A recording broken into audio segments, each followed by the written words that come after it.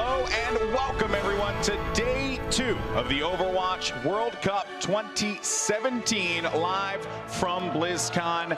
I'm Golden Boy, your host for this weekend, and what a weekend it has been so far. Games that just left you breathless from yesterday, but we are not done yet, as we have to crown a champion, and today we will do just that. I'm joined by my esteemed colleagues here on the desk. We have the one and only Jamerson. How you feeling, buddy? Doing fantastic. We had some great games like you had mentioned. Canada versus Australia, one of the sleeper games that we really didn't expect to, go the limit, but it went all 5 games and it was amazing. Yeah, but all eyes, though, were on that South Korea-USA game. And joining us is the man who called that game, the one and only ZP. My friend, how you feeling? I'm feeling exhausted, but still very, very good. That was one of the best series of Overwatch I've ever had the privilege of casting, and today I get to relax a little bit, spend some time on the desk, and also hang out with 2 of my favorite people, and anything to spend some time with you, Golden Boy. Oh, you're so nice. You just stop it. Oh, stop it. But in any case, so guys, we want to get you all up to date on what has transpired here at the Overwatch World Cup playoffs. Sweden versus the United Kingdom ended in 3-0. Canada, Australia had a barn burner at 3-2. France and China at 3-1. And then that South Korea United States game, if you haven't seen it yet, do yourself a favor. Go watch some quality Overwatch. That ended with a 4-2 score line. If you're wondering why, watch the game, you'll find out. That being said, though, our matches today, first match of the day as a matter, would be Sweden versus Canada, and then France versus South Korea. 2 very, very good matches that we have lined up here. I couldn't be more ecstatic for it. But as I said, the first matchup of the day will be Sweden facing off against Canada. And ZP, I gotta ask you a question here, buddy. This Swedish roster, they're looking pretty deadly. Absolutely, and this is where experience is key. When you look at the Sweden core, you're looking at a bunch of veterans for Overwatch where they've been through the paces, they've played different heroes over time, and you saw that throughout the entire roster with flexing to this brand new meta. Key point, Chipsyan, who is really known for his Ana play, but used to play a lot of Mercy way back in the day, and brought those skills to bear in the quarterfinal yesterday, where his experience on Mercy was very key to Sweden able to come out over the top. Yeah, and that, it's funny enough you mentioned Chips, because he says he's a Mercy main and actually walking out now. The Mercy main himself leading the charge for Sweden. It's Chipsyan. This roster, though, a lot of people aren't really, I guess they're kind of selling them short early on here, but now we're starting to see that even themselves they're very, very confident. Chipsyan, Zebasai, Manitin, Swoosh, Tavik, and the young gun himself, Snillo. James, any thoughts on this roster? One of the scary things is that it was one of the quicker matches that we had yesterday, so we didn't get to see all the forms of Team Sweden here. There's so many things that they can still pull out of their back pocket that they can surprise us with. So I want to look forward to Canada just pushing them to the limit so we can see more of them. Speaking of Canada, we might as well jump into that one. ZP brought up an interesting point about Chips' play on Mercy. Joe Meister not having the best of times on Mercy yesterday. You saw him get picked early on quite a few times.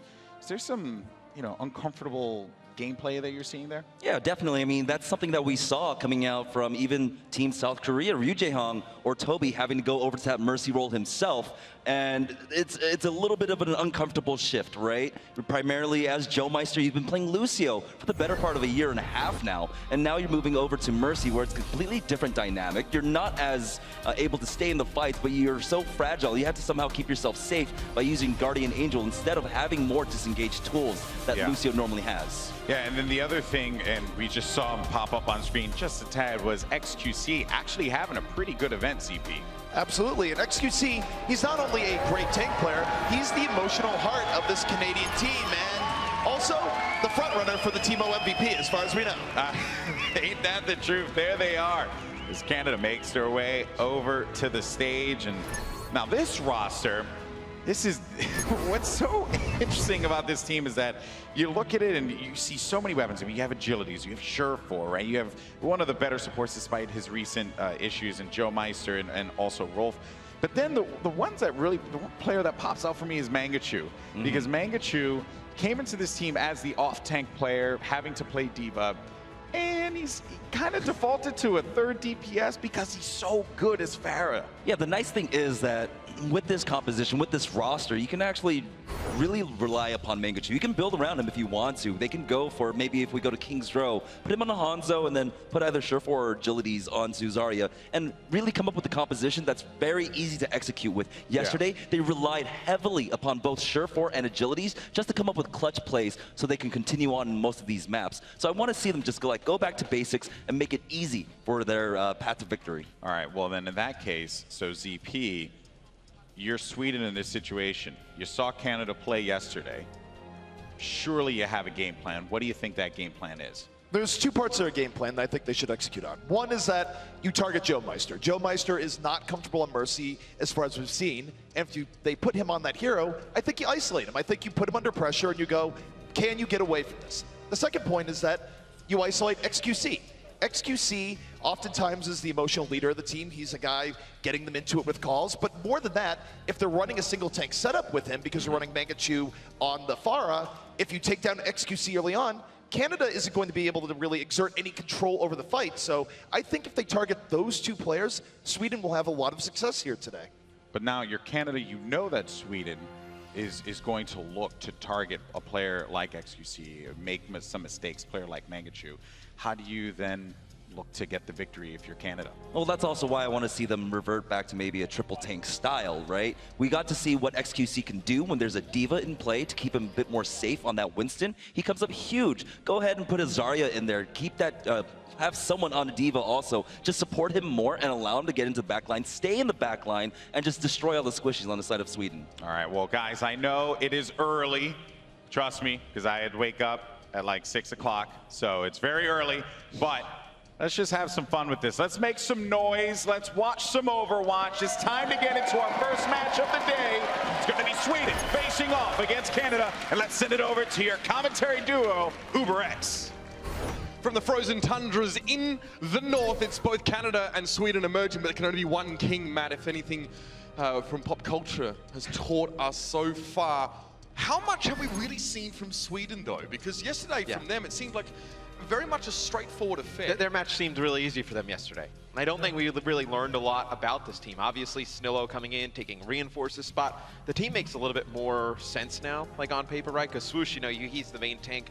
For Misfits, you have Manit in there as well, so they can keep that tank duo up front. Now you just slot Snillo in playing the Tracer. I think in this series, if you look at Canada, on their side, I think XQC has to be huge for them. I think when they go to that solo tank lineup, he really needs to just preserve his life as much as possible. Right, and it's a very tough job right now Yes. in the way that the game's being played in the current meta in Overwatch. We spoke to XQC a couple days ago, and he said, honestly, I'm not really, feeling this is the easiest way for me to play. I like to jump in, I like to get aggressive, I like to be accompanied by a dive, but now I'm kind of jumping in and then 180ing in midair and being forced to get back out of combat because I know if I hit the ground, I'm going to get blown up instantly. Yeah, he's kind of using the jump to bait a little bit, like kind of diving in a little and then making that 180 and kind of going back towards his team, putting the bubble down and then playing a little bit defensive, kind of in and out of the bubble, trying to stay alive as long as possible on the Winston. I think with him in this series, I think we may see more tanks than just the Winston. I think we'll see the Orisa again. Thought he got good yesterday on Nepal. I think we'll see, obviously, Reinhardt as well. Yeah, if we get to Junkertown, we've seen a lot of Orisa. Reinhardt's also been a pick there. We've actually seen, Canada go for a Reinhardt and Orisa. We've seen Mangachu get involved in that one, playing that Orisa. So there's a lot of flexibility for this team. And when you think of Mangachu as a player, you don't often think of him as the second tank for this team because of how prolific his Pharah play has been so far. But if needs must, we have seen him on the Diva, and we have seen him on that Orisa. Yeah, I mean, he's been the Diva by default for this team. Surefour, he can play a very good Zarya. But then you lose what he brings you on DPS. I mean, he was actually phenomenal in the final 3 games of the Australia-Canada series yesterday. And I think he's going to need to go huge today because you have Tavik on the other side, one of the best players in the world. Right, we can talk a little bit more about Sweden now. Yeah. Obviously, the young gun in Snillo. I mean, his father's here to watch him. Yeah. And, obviously, he's not just here to support his son. He's also a legal guardian because he is underage. So obviously, for him, this has been a huge coming of age, as it were, because his last LAN and his first LAN was the Contenders Finals in Burbank, and it was tough for him. He got to play one series. Now he gets a second shot, of course, not only with a great performance yesterday. There was a stat that came up. after the first game. It was like Snillo had 1,400 damage from pulse bombs in the first map, whereas Mike was only able to get about 200. So he was great yesterday. Yeah, I mean, and that stat might not tell you the whole story, but it definitely says that he was getting more pulse bombs or using them at least more effectively. That's a big statement for such a young player. And I think a lot of people were worried as a young player, maybe he just won't show up with the crowd and everybody getting excited, hyped for these matches. You're worried, how is he going to handle that pressure? And he played quite well yesterday. Nepal is going to be coming up first here. It's a map where we have seen Orisa on before, especially Sanctum. An opportunity there, obviously, to try and move your opponents around the map. Use that halt ability to get them into the pit. So that's definitely something we're going to be looking at in detail.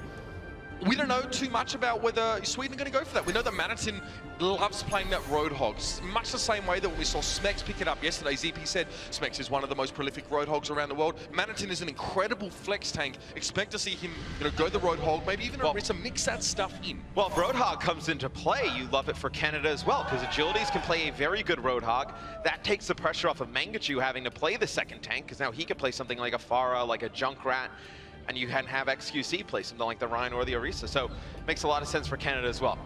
Looking at our initial lineups here, you can see that Junkrat's definitely going to be a contested pick here between these two. Tvik has shown us what he can do on that pick yesterday, and we do know that Canada's Mangachu is that Swiss Army knife of this team. It's a term we use so often, Matt, especially in Overwatch, but Mangachu embodies what a flex player has to do. So in the words of XQC, pop champagne, my doggies, let's get it on Overwatch Arena, make some noise as we kick off our first semi-final here. Sweden in the blue, Canada in the white. We'll see who can get the opening pickoffs here. You're really looking at the Junkrat players put a lot of damage down. The benefit for Canada, they have the shield of the Orisa. For Sweden, all you have is that Winston bubble to protect you from those Junkrat grenades coming on in. You can see that Manhattan's just trying to brave most of this damage to come through. That shield drops and Zebasai finds a pick almost instantly, but the reses, of course, are forthcoming. Both Junkrats are put back on their feet. That extra damage is going to be required for both of these teams in this war of attrition. Manhattan tries to pull Agilities off the edge, but he just settles for picking him off with the scrap gun regardless. Yeah, and you have all that extra damage that's coming in from Sherfor on the 76. It's going to allow for Canada to take the point. And right there, you're relying on Snillo to get to the back lines, get a pick off. As long as Canada stayed alive, it was going to allow Sherfor, once both Junkrats were out of the equation and the Winston was out of the equation, for Sweden to just lay down a ton of damage on the 76. Yeah. Big play from him on the backside of the fight. We were watching Manhattan at the time, but Sherfor in the background obviously doing a heck of a lot of work on that Soldier 76. And that's a pick that really pressures a Junkrat down in this particular matchup. It's hard for Junkrat to really deal with 76 at length, especially if he's got him lined up. The Helix rocket for extra damage. Speaking of extra damage though, the Riptide from Mangachu here sends it up on high. Again, a bit of a scouting attempt, perhaps even to zone somewhat. It's unlikely you better get too close. He doesn't quite get the pick up, but that's a heck of a lot of damage on towards Manhattan. He quickly takes a breather. He's back to full, but now Mangachu is ready to fight normally. Some direct fire through from him, but a Transcendence for Sweden now just to keep them topped up. It's going to be responded on the side of Canada. Yeah, Sweden's going to use both of their support ults here. Tvik now has his Riptire. He's going to call it in, see if he's able to get anybody with it. It'll be Sweden taking the point from Canada. Canada still in this fight, though. You're going to get your tank back into the equation. Once the Riptire goes off, Manhattan trying to stay alive here on the point. Joe Meister with the Mercy Res is coming on through. Yeah, quickly jumps in, opts not to heal up Mangachu in favor of getting that res on towards Agilities, and it seems to have done the job. He gets the hook on towards Chips, so that Mercy presence will be nullified in this fight for Sweden. Again, sometimes it comes down to whose Mercy is still alive. Regardless of that resurrect cooldown, the healing is still so impactful. You can see the final stages of Joe Meister's Valkyrie timing out now. He, of course, used it to turn that fight on a dime. Yeah, and Mangachu is going to get very close to another Riptire here for Canada. You're going to have Rolf build up towards that Transcendence, and you have XQC with his ultimate. So once you see the fight start, that Orisa ult's going to be huge as Mangachu gets one. Trying to just locate Snillo here. He's going to force him to recall it. You see Agility's getting better, and he's going to recall right into the trap. Now it's going to be the tire coming out from Mangachu again. Try some parkour here as well. The walls, that's a beautiful Riptire. Zebasai and Chips, they thought they were safe in the back line, but you can't run, you can't hide. It's Mangachu's wild ride. He is so sick on the heroes, like the Junkrat, like the Pharah. You see Canada, they push all on through into the choke. They have the Transcendence, going to be able to sustain on through this. And Mangachu has had a fantastic first point as Canada will take it. The gauntlet is slowly removed and slapped across the face of Sweden, and Canada have made a statement to open this one up. That Orisa, the Junkrat presence there. Roadhog obviously was an endangered species across that map. Both Agilities and Manhattan were scrabbling to try and keep themselves up, but again, the judicious use of those Riptides, especially from the Canadian side, helped him get the edge in a lot of those fights. But I dare say, Matt, as we head on towards our next stage, we'll see a change up in composition. Yeah, and I think when you look at just some of the numbers here coming out of our first point, Mangachu for Canada was huge, right? 28% of the overall team damage coming from Mangachu. On the other side, you're looking at Snillo on the Tracer, right? Really able to burst players down, only 11% of the team damage. So not really doing much in terms of limbs and final blows as well. So they did a good job of, whether it was Mangachu, agilities on the Roadhog, and then Surefour on the 76, really preventing Snillo to do a lot of damage. We'll be heading in just a few moments here. Looks like the map will be Shrine. See the players already tapping away. I'm surprised that keyboard doesn't distract Surefour, but I guess he's probably used to it with all the screaming fans in the background. Trying to go for that salt and pepper look a little bit early on in life for that one, but still makes it work. Maybe a future Clooney, but now we're going to be into Shrine here. And again, it's going to be Sweden taking most of the damage early on. They've already forced that res. And it's going to be Canada taking the point here as Joe Meister's going to bring agilities back into the fight. And one thing, I was kind of wondering coming into this series is, primarily when we've seen Swoosh play tank, right now the main tank for Misfits playing tank here for Team Sweden, we've seen him exclusively on the Winston. We were wondering during contenders, will he bring out the Rhine? They pretty much ran dive all the way through contenders. And here we've seen him pretty much stay on this Winston, and I think Canada's doing a decent job exploiting that. Is Ryan in his wheelhouse? It's a big question. Maybe not one we'll see answered on this map, but perhaps later in the series. This is Rook, by the way, goes and gets 2 kills in the back of that fight. Zebasai didn't know what hit him there. Definitely no balls to the wall in that case. Those were connecting with their targets perfectly now. Canada have a chance to set up here again. It's a shield and it's going to be a trap there, so making sure it's going to be very costly for Sweden to get up close to them. Rez is already out at the start of the fight. Snillo and Surefour are put back on their feet. Transcendence from Rolt now as he tries to join the rest of his team to keep them healed up. Chips, that's not a position you want to be in. What a combo as well. The Holt pulling Sweden together and Mangachu throwing in the mine just to blow them right on up. Yeah, it'll be both support ults coming out from Canada. Oh, behave, Mangachu! Oh. Behave! Canada's feeling themselves, and you talked a little bit about XQC being the emotional leader for this team. When they get that reverse sweep yesterday, those guys were so hyped up, ready for this match against Sweden. And I think coming out of this first map, if they're able to take it, it's going to be a big win for Canada as they move on. So you can see the flanking play being set up here for Sweden. Snillo's going to go all the way back around. Vic wants to try and get around these shields to get a good tack visor off. Surefour now realizes that's happening, but it's too late. He couldn't respond. Mangachu and Surefour go down. Joe as well, that 3 for Vic on that tactical visor. XQC desperately tries to put a shield down amidst the chaos, but it's not enough to protect his team, and he's just going to take a long walk off the short ledge and be done with it for this time. Coming into the next fight, though, Canada will have a Rip Tire, and they'll have their tack visor. We can take a look. The tack visor from Tvik gets up to the high ground, gets behind enemy lines, has free reign on the players of Canada. What do you do? That shield, I mean, Nothing it's not, you can do. It's unidirectional, that's the thing. It's not a Winston bubble. So Orissa's shield only gives you protection, obviously, from that side. You need to be very careful the way you place it. It's hard to deal with flanks. Speaking of which, there might just be another one. The Rip Tire is being sent forward. The explosive envoy from Canada doesn't quite find his mark. Not exactly the diplomacy he was looking for. Now, Canada will make their way up around that left side. Again, the Holt pulls everyone in, and he gets that remote mine. Nice kills from Surefour now going for that tactical visor. Look at that accuracy, Mac.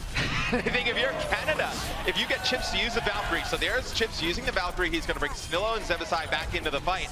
If you win this for Canada, it's great. They're going to actually use their Transcendence. They're going to invest that because Joe Meister is so close to his own Valkyrie. You bring 2 more players back into the fight if need be, and then you're already at 88% if you're Canada. You close this one out.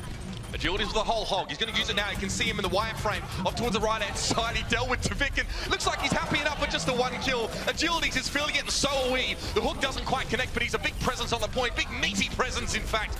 Doesn't want to go for the heal just yet. Now the self-destruct placed down in front of him. The res is coming through thick and fast. Joe Meister manages to get up his support and his Junkrat player, but Agilities has got so much space to do work here. If you leave him unchecked, he's going to tear you to shreds. And now we're going to be in overtime here. Sweden nowhere to be seen over on the point here, and Canada plant the flag. The Maple Leafs start strong. Surefour, towards the end of the last night, he was starting to heat up. He was starting to play well. He shows up in a big way for Canada in the first map. They get themselves a win. I think, though, you look at Canada, and when they can have Mangachu run something like a Pharah or a Junkrat, and then you put agilities on the Roadhog, and you have XQC take up the Orisa or the Winston, they look very scary. I mean, Tvik's doing, 40% of his team's hero damage right now. Huge play from him, but so far it's not enough. Canada are looking very, very good. Quick break, ladies and gentlemen. Catch your breath. On the other side of this break, we'll have map number 2.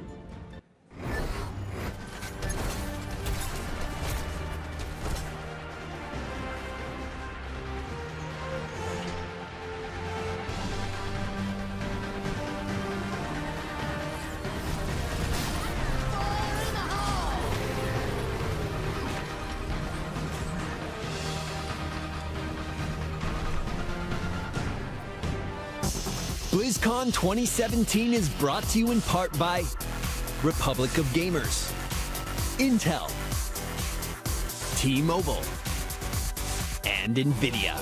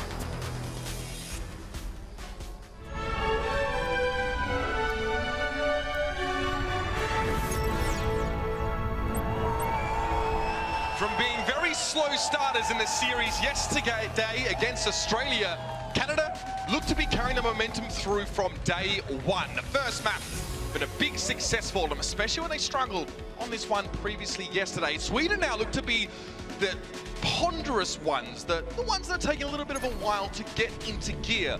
Kings Row map will be the second map. Let's hope this is where they make it a series. Yeah, but Sweden needs to get back and playing well, because this is a Canada team like we talked about, where if they start to heat up, they are very emotional guys. They can really spiral this series in their favor, find themselves in the gold medal match. One step away. It's crazy, right? This side of the bracket's been very interesting. Obviously, neither of these two teams have had to deal with the juggernaut and the titan that is South Korea, but there's been a huge amount of competition here regardless. And I mean, Sweden dealt with Australia back in Sydney. They know what it's like. It was a tough road for them. Sweden had a bit of a cruisier run themselves. Obviously, that 3-0 against UK looked definitive. But they're not looking like the same team right now, and they need to rediscover the element that got them through that first match so comfortably yesterday. Let's look at the defensive lineups here, Matt, for Canada. Yeah, we were talking a little bit during the break when we saw Kings Row come up, and I was kind of thinking this is another map where you could see Canada run Mangachu on the Junkrat, Agility's on the Roadhog, and then XQC on the Orisa.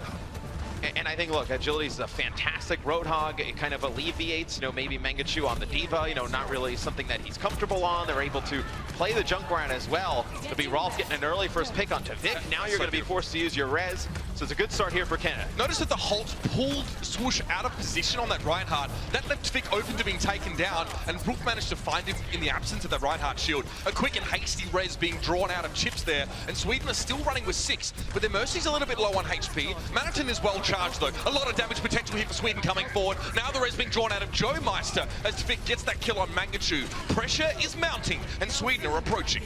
Yeah, that's the downside of the Orisa versus Reinhardt, right? Because you see the barrier that Manhattan's just able to shoot around it. It's going to be one tick here for Sweden, putting down a ton of damage here. It's going to be Manhattan doing a lot of nice work on this. Zarya, it's Sherpor up top, just trying to put down damage here for Canada. But Sweden getting very close to taking point A. It'll be a contest that comes in from XQC. He will fall.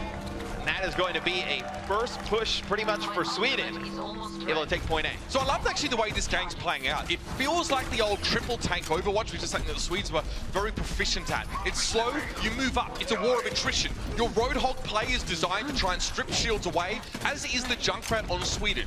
Get more damage done, burst the enemy and push them back, take position. Notice that Sweden had 2 ticks, while most of Canada were actually still standing. Canada had to give ground, and Sweden used that to incrementally gain position and positional advantage. Yeah, there's nothing Sharp4 can do when he's on the high ground behind enemy lines on the 76. What does he do? Drop down to the point, he dies instantly. XQC, the only one alive. It'll be Manatyn landing a huge grab here. It's going to be the Transcendence that comes out from Canada. Interesting, actually, that Sweden respond with their own Transcendence, perhaps a little bit concerned about the presence of that whole hog. Both teams have actually exercised caution in using ultimates up until this point, but they've let them go now. Rolf drops to Snillo. He's got himself into the backline, but he's rezzed up. Tvik Riptide doesn't quite make it all the way. It clipped on the payload. He was hoping for more than his XQC. That's the one pick off for the Riptide, but you need more than that. The heal came straight, the res, should I say, came straight through from Joe Meister to bring him back up. Tvik again trying to stay safe in the backline to get damage done, but he's got to backpedal a little bit. Yeah, but they knew that was Joe Meister's second res. That'll let Chips force his own Valkyrie out, and he brings back Swoosh and Manatyn into the fight. But Canada pushing back Sweden. This is not a good fight for Sweden. They ended up using their Transcendence. They're getting very close to another one here, but they invested, you know, their grab at the beginning of that, and they invested their Valkyrie there. That was stunning stuff from Rolf. I might get to check it out a little bit later, what he was able to do in that fight. You know, Tvik kind of eventually got himself into a compromising position as he worked up in that book story. He's hoping to try and get flanking damage done. Riptide, by the way, has just been used by Mangachu. Again, this is more just a zone of ward off. He probably wasn't looking to connect with that too much, and that did get blown up. And the damage didn't come through as a result. He's going to try and keep himself safe now inside the hotel.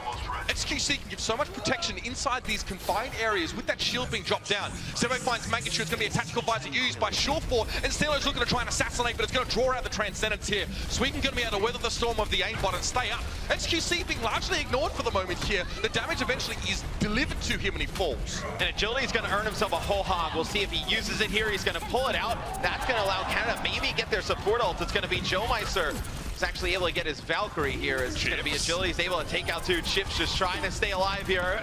Mercy doing a fantastic job with the moves. That's massive. He actually allowed Snillo to get a kill with the pulse bomb. He kept him alive, locked it up, but there just wasn't enough players from Sweden. And it was a heck of a lot of damage forthcoming from Canada. You can see now the cleanup part of the fight. That's where Mangachu and Sharp4 really can start to do damage safely and unimpeded by shielding. Sharp4 will drop to Tvik here as he's trying to get a little bit aggressive, pushing this on out. Canada, you'll have your Transcendence coming in, you'll have your Riptire as well. Sharp4 getting very close to another attack visor, but Sweden, I expect the attack to come in pretty heavy here. It'll be Mangachu using his own Riptire here, trying to go off the high ground. Oh. That's some parkour level stuff. He's going to drop it down. Swoosh actually wasn't even damaged by it there. That's so interesting. He's still quite healthy. Perhaps the Riptire was blown up, I think, at just the right moment. Manatyn goes for an aggressive charge. Now, if you watched the animated short yesterday, that's not really the play. That's not what you want to go for and get aggressive. Swoosh trying to come forward as well, but now the Transcendence. Canada are going to use that now, not just defensively, but also to shepherd them forward with a bit of healing as they try and get in the face of the Swedes. Tac finds it out for Sharp4, but there's a lot of shielding in his way. He's going to try and break Swoosh's barrier, but it's still being held up. The Hulk used to bring everyone together, but Sharp4 gets very little for that ultimate. He's getting harassed from the side. Oh, supports, watch out! But no, the Riptide goes down in midair. Tvik hit it with a remote mine. That's some classy stuff. And Mangachu just able to get another Riptire that quick. He's trying to stay alive. Sweden, though, pushing the payload closer and closer to point B. Should be able to take this. It'll be Canada backing out.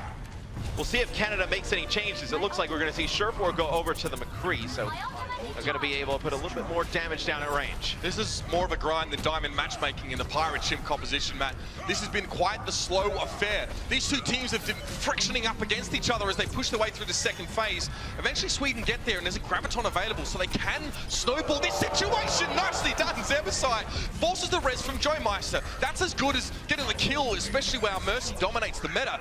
He's going to get himself closer to that next Transcendence, but Sweden want to group. They want to make sure all the pieces of the puzzle are in place before they pull the trigger.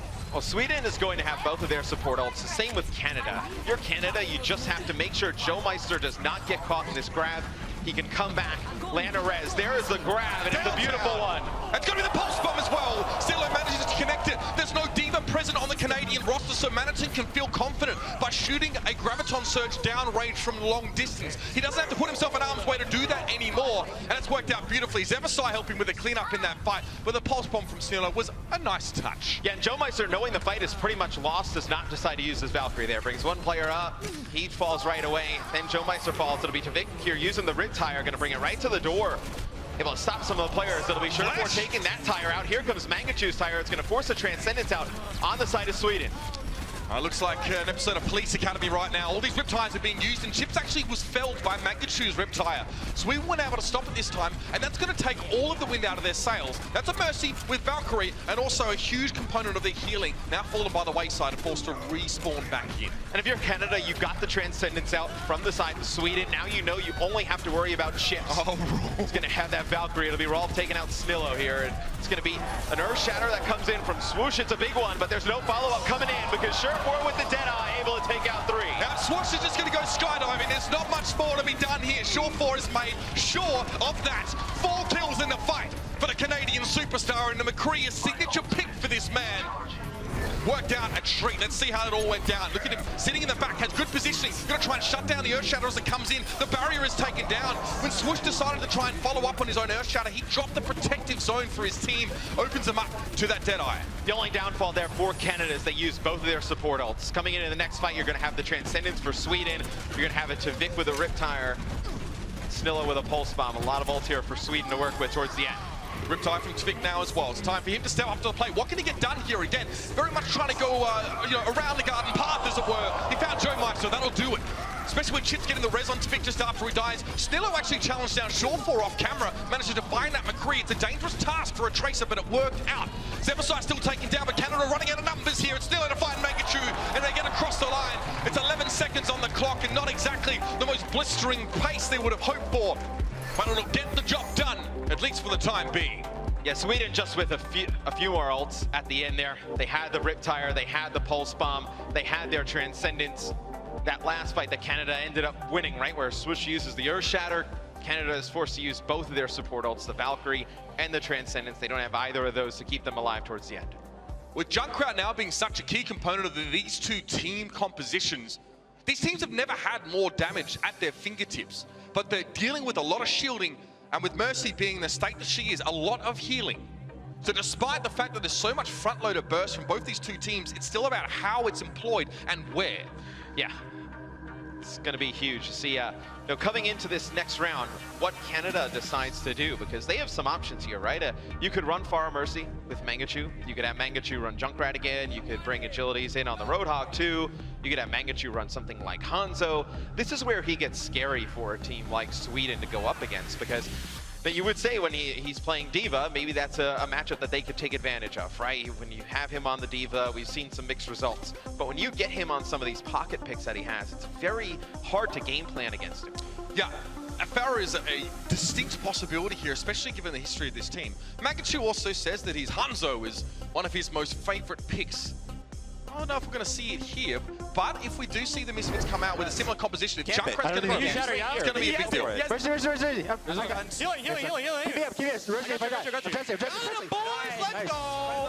Final moments here, of course, and that was Canada starting to feel it. Obviously, the payload eventually made it towards the end of the map there, but they were in control, and having 11 seconds on the clock is very, very good. So Sweden come without any hit scan pressure. If there were to be a Pharah at some stage, Canada could exploit this. Which you could see Canada switch to when they find that out, but Canada is going to go with Junkrat Hanzo as their DPS. Here we go! And so this is kind of interesting because you can use that Junkrat to put down a ton of damage, break the shields, and then all it takes with Hanzo is 1 or 2 arrows, and you unlock the point for your team. Yeah, and so much damage. Again, it's the amount of damage is available to get rid of these shields is big, but Mangachu's going to suffer there. Tvik comes around the sides and knows he needs to deal with Mangachu. He is a priority target on the side of Canada right now, and a huge threat to the rest of Sweden. But Tvik so far is doing a very good job of managing this level of threat. He's also found XQC off camera, and there wasn't a Resurrect available for Joe Meister, so that puts Canada at 5 on the attack. And we'll see how long Canada sticks with this. Maybe no, don't go in there! Oh, it hurts! That's like the worst spot you could have gone there. What up now, Sweden? Oh, Mangachu kick it off. Thanks Jaguar for that line, but it's so true. It's a palm to the face. He doesn't even need the close fist. Oh, one on a Dragon Strike as well. Zoning off the point. He's going to give Canada a lot of room to move now, and he has shattered the Swedish defense into smithereens. Run, Chips! All right, Chips got out alive. Everybody else fell, though. Mangachu with some amazing Hanzo play here. The beginning of Canada's attack on King's Row, and you could see how that comp worked, right? You had a lot of the damage from Canada forcing Sweden back into the corner. Then, a scatter arrow takes out Manitin in the close quarters. A fantastic hook there by Agility. He's not able to finish off Snillo. He's going to get some help. be a pin that comes out from Swoosh, but a good comp here from Canada at the beginning with a fantastic start from Mangachu here as it's going to be Sherfor uses Riptire, takes a Swoosh, Mangachu with another kill as Canada is starting to heat up. Chips, oh, it was close. He was down to 57 HP. The plucky Swede tries to go for the Caduceus Blaster and deal with Agilities, but it's not going to be enough. Agilities looking for more, and the crowd is getting behind it. Canada are feeling it, so is everybody else. Oh, good. Oh, it's getting real now. It's getting real. Agilities with a nice hook there as well on Swoosh, follows up with a bit of extra damage, and look how far forward Canada are pushing, setting up very deep, preventing Sweden from setting up. Sweden have so many ultimates, but they don't have the positional opportunity to use them. Well, Agilities can take up so much space on the Roadhog, right? He's able to heal himself up. It'll be pretty self-sustainable. And then, you know, you have the whole hog if they start to push in, and here's going to be the whole hog, forcing Sweden back yet again. Maybe, you know, if you were lucky, you would have gotten one of those support ults out, but now Canada, as they push forward, they're going to have a lot of damage coming through. It's going to be 2 kills, though, here for Sweden. Joe Meister brings Sherfor back into the fight just to get a little bit more consistent damage going into the choke. This might be the end of the spawn camp here. It's going to be an Earth Shadow that comes in. I think only one player on the side of Canada was felled by that one, but it doesn't seem to be an issue. Graviton comes in, the bomb, good response. There was a Transcendence in play from Rook, and the only way to deal with that healing per second is to stick some burst damage on the top. And now I wonder if we see Canada make some changes. You know, they made a lot of good progress with this comp, and now you're going to see Mangachu. It looked like he was going to switch over to the Pharah, but we're going to have an interesting change. So Mangachu will now go over to Roadhog, and you'll have Agilities playing Genji here for Canada. So we know what we've seen Agilities in the past do on Genji. As I say that, he gets That's not an easy shot to make. But he's going to be much better than what I just alluded to. He just dropped right away. But you know, Agilities we saw all throughout Contenders. We've seen it in the past. Fantastic Genji player. We'll see if he causes problems for Sweden. Well, spawn camping seems to be the name of the game for now. It's going to be Sweden pushing forward, trying to take some progress back. The payload will slide in the direction of Canada during this time. And Sherfor now to the McCree. Note here that he will have the XQC shield to rely on. Snillo is going to try and threaten him from the backside, but he's going to try and put some longer range pressure down on, you know, these Mercies, these Junkrats sitting back in Sweden's backline. It's going to be hard, though, for Canada in this next fight because you have both support ults for Sweden. It'll be Mangachu here coming on a flank. Catches everybody from Sweden off guard. He's going to take out both supports here. So you're not going to see the Transcendence come through. You're not going to see the Valkyrie. Now it gives Canada a great opportunity. They can push on through. They may be able to take point B. This is the kind of composition from Canada that it says, come to Daddy, we're ready for you. The flash is available for Sherfor, so if Sweden get too close, they're going to be warded away by the CC, the crowd control ability that McCree possesses. Now, this Riptire has been running for a while. He actually managed to sneak onto the payload, but good spread from Canada. They keep themselves spaced apart, so they're not all affected by that at once. Another Graviton Surge being used, and that's another big pulse bomb. Snillo seems to have the icing, the cherry on the cake for all of these Gravitons, but yet it hasn't stopped Canada. Not quite yet. XQC up on the payload, fortifying himself just to get that damage reduction. Now steps back behind his shield, but Snillo's there. He's going to circumvent that, I guess that small area. Get behind the Orisa and get the damage down. It's a replay. Here's what Snillo did. He got res just for this particular play. And again, the Graviton and the Pulse Bomb combo. Hard to see. A lot of things going on, but Snillo still makes it for 3. It's a lot of ults invested by Sweden, but Canada as well. Agilities uses Dragon Blade, didn't get anything. Sherfor with a Deadeye there towards the end. Didn't get anything with it either. So you use both of those ultimates. You use your Valkyrie as well. Be Snillo taking out Agilities. It's going to force the res coming out from Joe Meister. Joe Meister, when he went in for the res, gets taken out. We saw that happen yesterday on Kings Row with Canada as well. Joe Meister going to res Agilities up top on the defensive end. Just going a little bit too deep to save one of his DPS players and falls.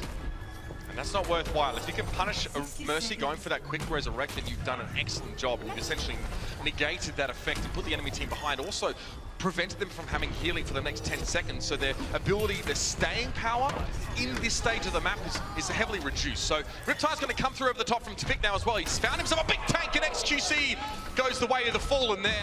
Again, another full reset for Canada. They need that Winston to start these fights. Mangachu's out of position now as well. He's hoping just to cheekily make a Sinatra move back through them.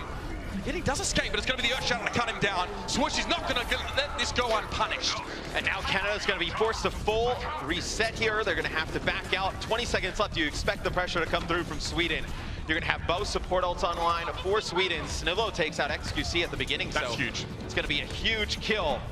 They just need to get a touch, Canada. You see Sherfor going on a flank here. He switches over to the Tracer, and I think Tvik has an idea that he's going all the way around. The payload's a long way away, and Sweden done a very good job of pushing forward. Shawfall was trying to secure overtime by getting to the payload, but there's no opportunity to do so. Sweden do the right thing. They get up in Canada's face. They were a long way away from the payload. The defender's advantage was palpable there for Sweden, and they use it. Now we have a series, Matt. It's 1 apiece, and the response is echoing around this arena from Sweden. They will not go down so easily. Yeah, and on the offensive side for Canada, things were rolling with the Hanzo and the Junkrat. As soon as Sweden, though, they had banked up so many ults, right? As soon as they won that first fight, they never let up. Righto, well, 2 maps down, hopefully many more to come. We're going to head to a break and then get a word from our analyst desk for the halftime show. Don't go too far, more to come. BlizzCon 2017 is brought to you in part by Republic of Gamers, Intel, T-Mobile, and NVIDIA.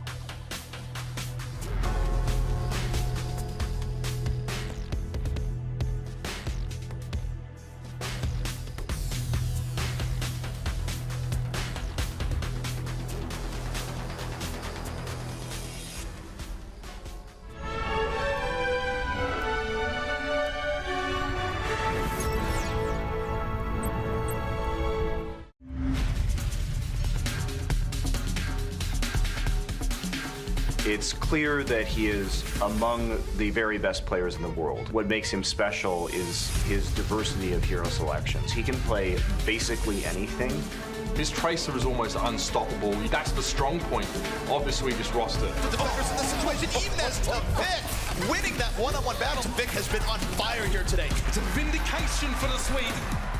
You can put the guy on Zarya, you can put the guy on Genji or Tracer or Soldier, and he's always going to turn up, especially under pressure. I mean, the guy just turns into a beast at land, so Tavik is just something else to watch, really. Tavik is just such class. You don't see that much class out of a lot of these younger guys. Just seeing his composure, just seeing, you know, the type of headspace this guy constantly is in, is kind of a reason why we're seeing Team Sweden move on to BlizzCon. My overall composure is just like a natural thing. I'm just like always thinking like, what can I do now to improve our next fight, or what can I do now to win this fight? Like, it's always like a constant thinking of constant adaptation. Vic cleaning up the scraps off of the chaos. Just an extra insurance policy for Sweden. Vic can play a ton of different heroes at an extremely high level. He's been arguably the best player in the world for a very long time now. He's definitely one of the most important people on the Swedish roster, and one of the big reasons why they're going to do pretty well at BlizzCon.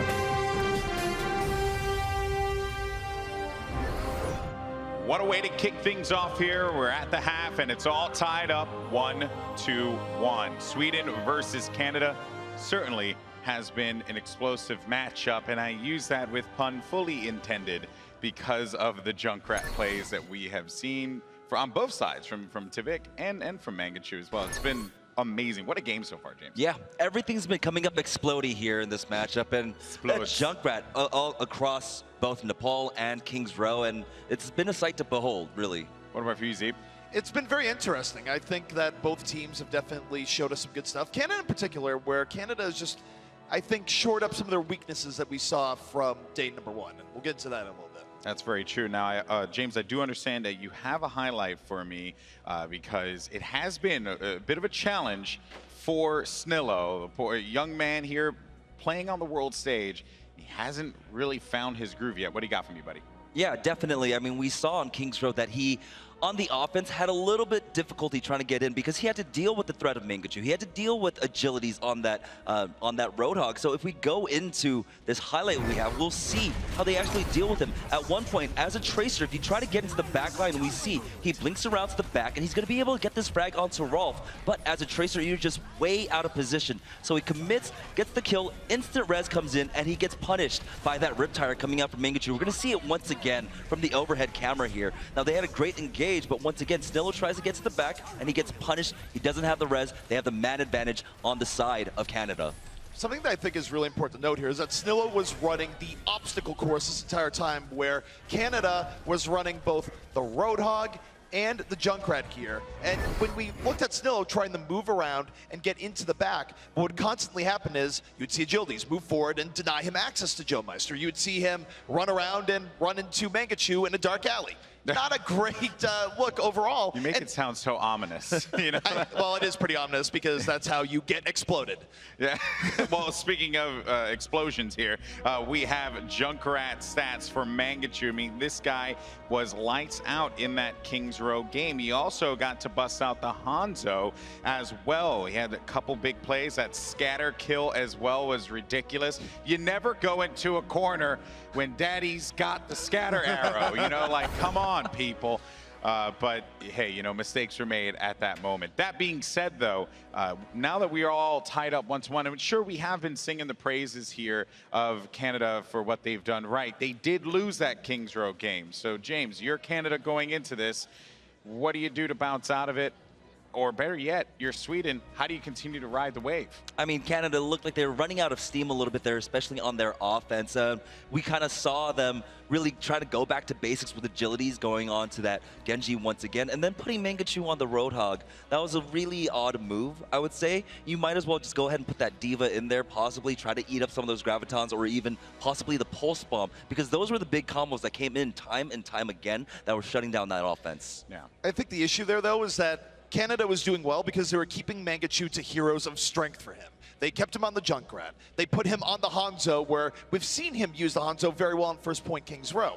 The issue here is that Diva has not really been a strength for him, but there was a time in the past where Roadhog was. So I think for Canada, even though it didn't quite work out there and it got them off their comfort zone, for them, they're trying to play up to their strengths, and they're also trying to protect their weaknesses, where you look at Joe Meister, and he had bodyguards the entire time. They realized that it was a little bit of a rough day for Mercy yesterday, but now we're going to protect you. We're going to shore up across the line, and even though they weren't able to take Kings Row, I do like the approach that Canada is taking here from a strategical level. Well, you know who else I like the approach of? T-Mobile. That's right, ladies and gentlemen. You guys can get involved and vote for the T-Mobile MVP. It's very easy. If you're in the Twitch chat right now, you could use the exclamation mark T-Mobile MVP and then the battle tag of the player that you want to vote for on Twitter. Same thing there, except this time it's with a hashtag. So you hashtag T-Mobile MVP, and then you put the battle tag of the player that you are looking to vote for. We'll catch up with the leaderboard later on in the show and see where we are. That being said, though, while the Canadians did fall in Game 2, they have had a very strong showing against Sweden. And we had an opportunity to catch up with Canada, get their thoughts, and see how they felt coming into the 2017 Overwatch World Cup playoffs.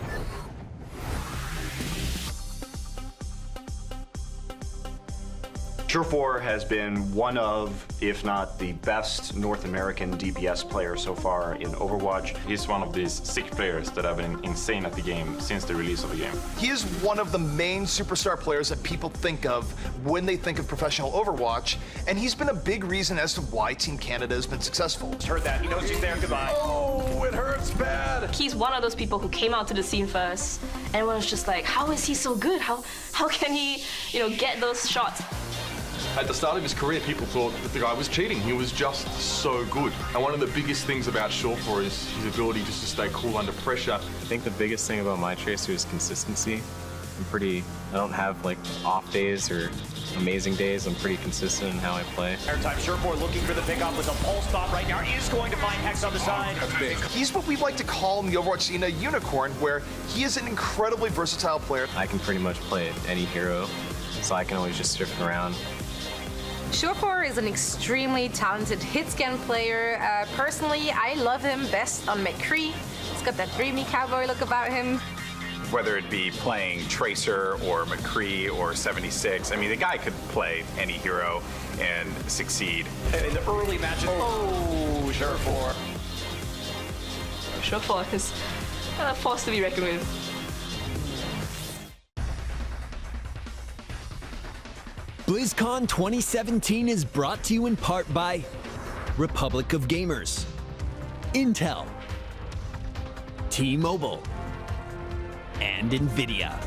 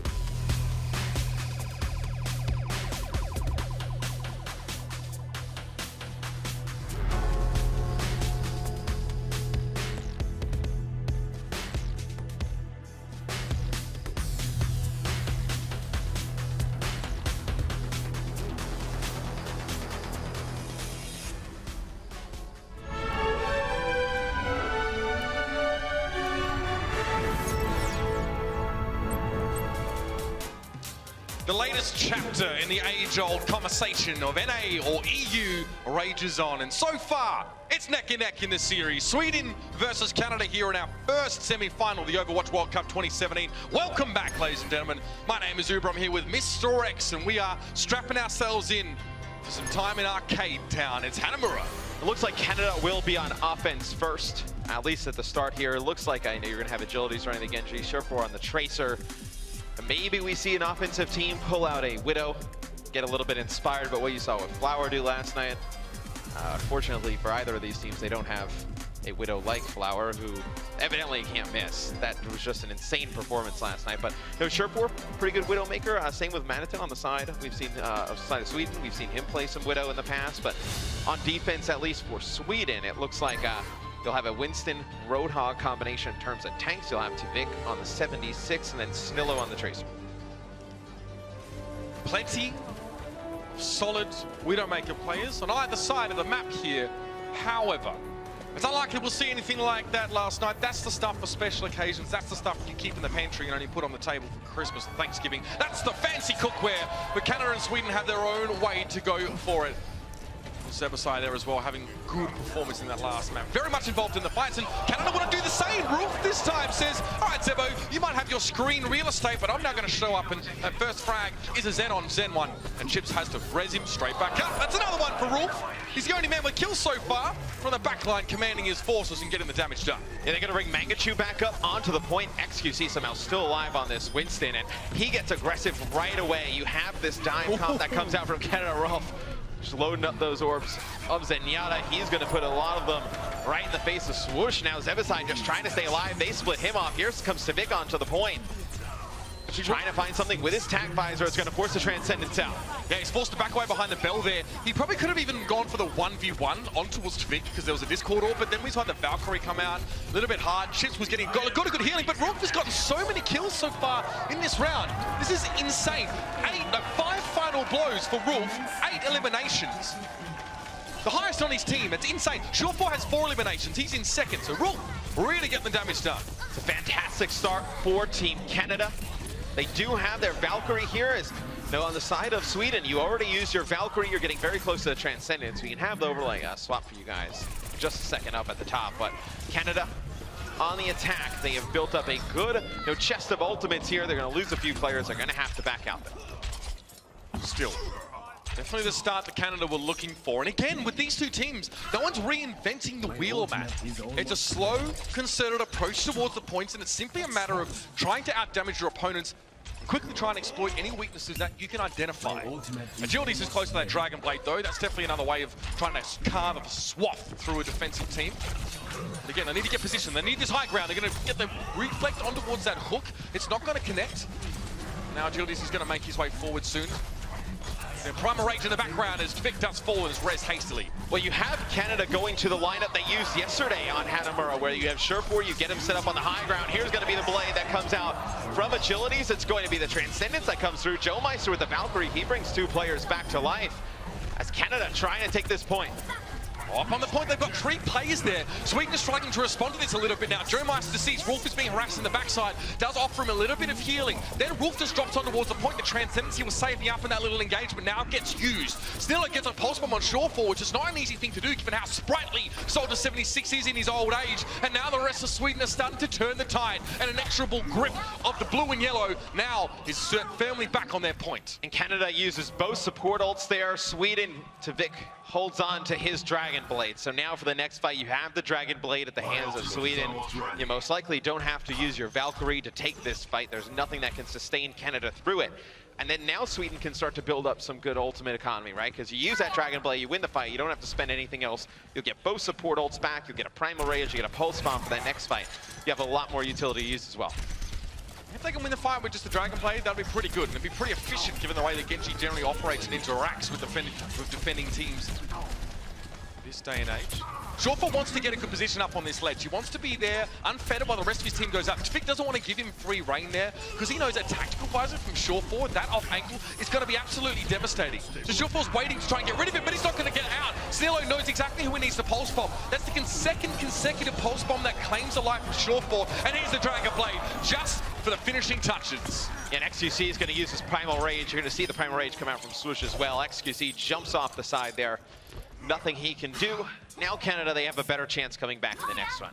You see Tavik use his Dragon Blade. The Primal Rage comes out from Sweden. Sweden, still has both of their support ults. But look at Canada now. Everybody but XQC has their ultimate. You can use that Tac Visor, maybe force one of the support ults out. You can keep everybody alive with your own support ults, and then maybe see if Agilities can do some work with his own Dragon Blade.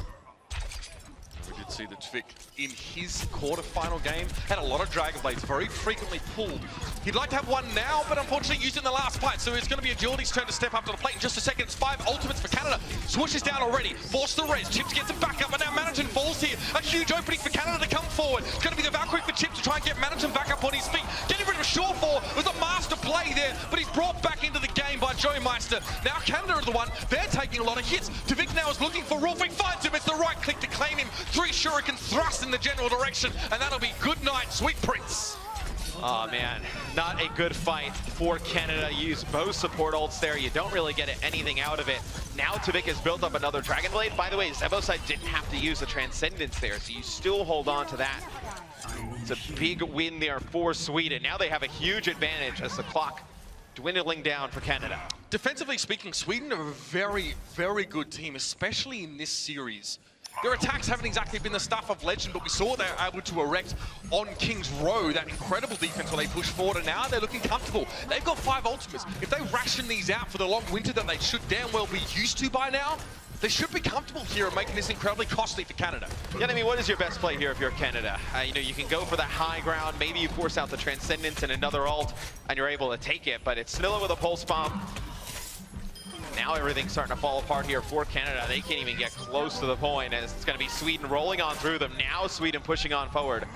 Going to try and stagger XQC out here. He's the only one alive. Trying to put down some more damage. He will fall. So he earns himself Primal Rage. Now for Canada. Oh, okay.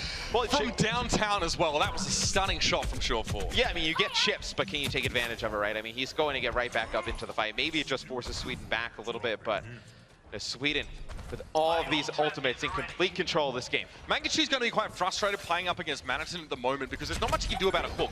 If he gets hooked in by that Roadhog and burst down very quickly, that mech is going to be done very, very quickly, and Canada's defensive capability will be cut significantly. Now it's going to be the primal rage on towards the point. XQC is trying to draw attention away from this high ground, but he falls to the whole hog. A very good response from Manaton. There's nothing that the tank and XQC can do about that. This one Roadhog pick simultaneously is able to counter Mangachu and XQC's presence purely on the intrinsic nature of his kit. Yeah, the Primal Rage from XQC, it draws out the whole hog and it draws out a Primal Rage. He's going to switch now over to the Reinhardt, so maybe try and get their Sureforce set up on that high ground a little bit easier behind the shield, but maybe you see the Primal Rage come out from XQC trying to push some players back, maybe like bait out one of those support ults, get somebody a little bit trigger happy, you know, popping a Transcendence or something. Again, it's about getting Canada into position without getting picked off. That's why we'll need this Rhine shield. Oh, that's not good. Shilfer got stuck. Snillo's found him again. A res, but Snillo already found Joe Meister. He's completely gutted Canada before they even got started. Once again, these pushes don't even really start for Canada. It's just very difficult. It'll be Surefour using the attack visor here.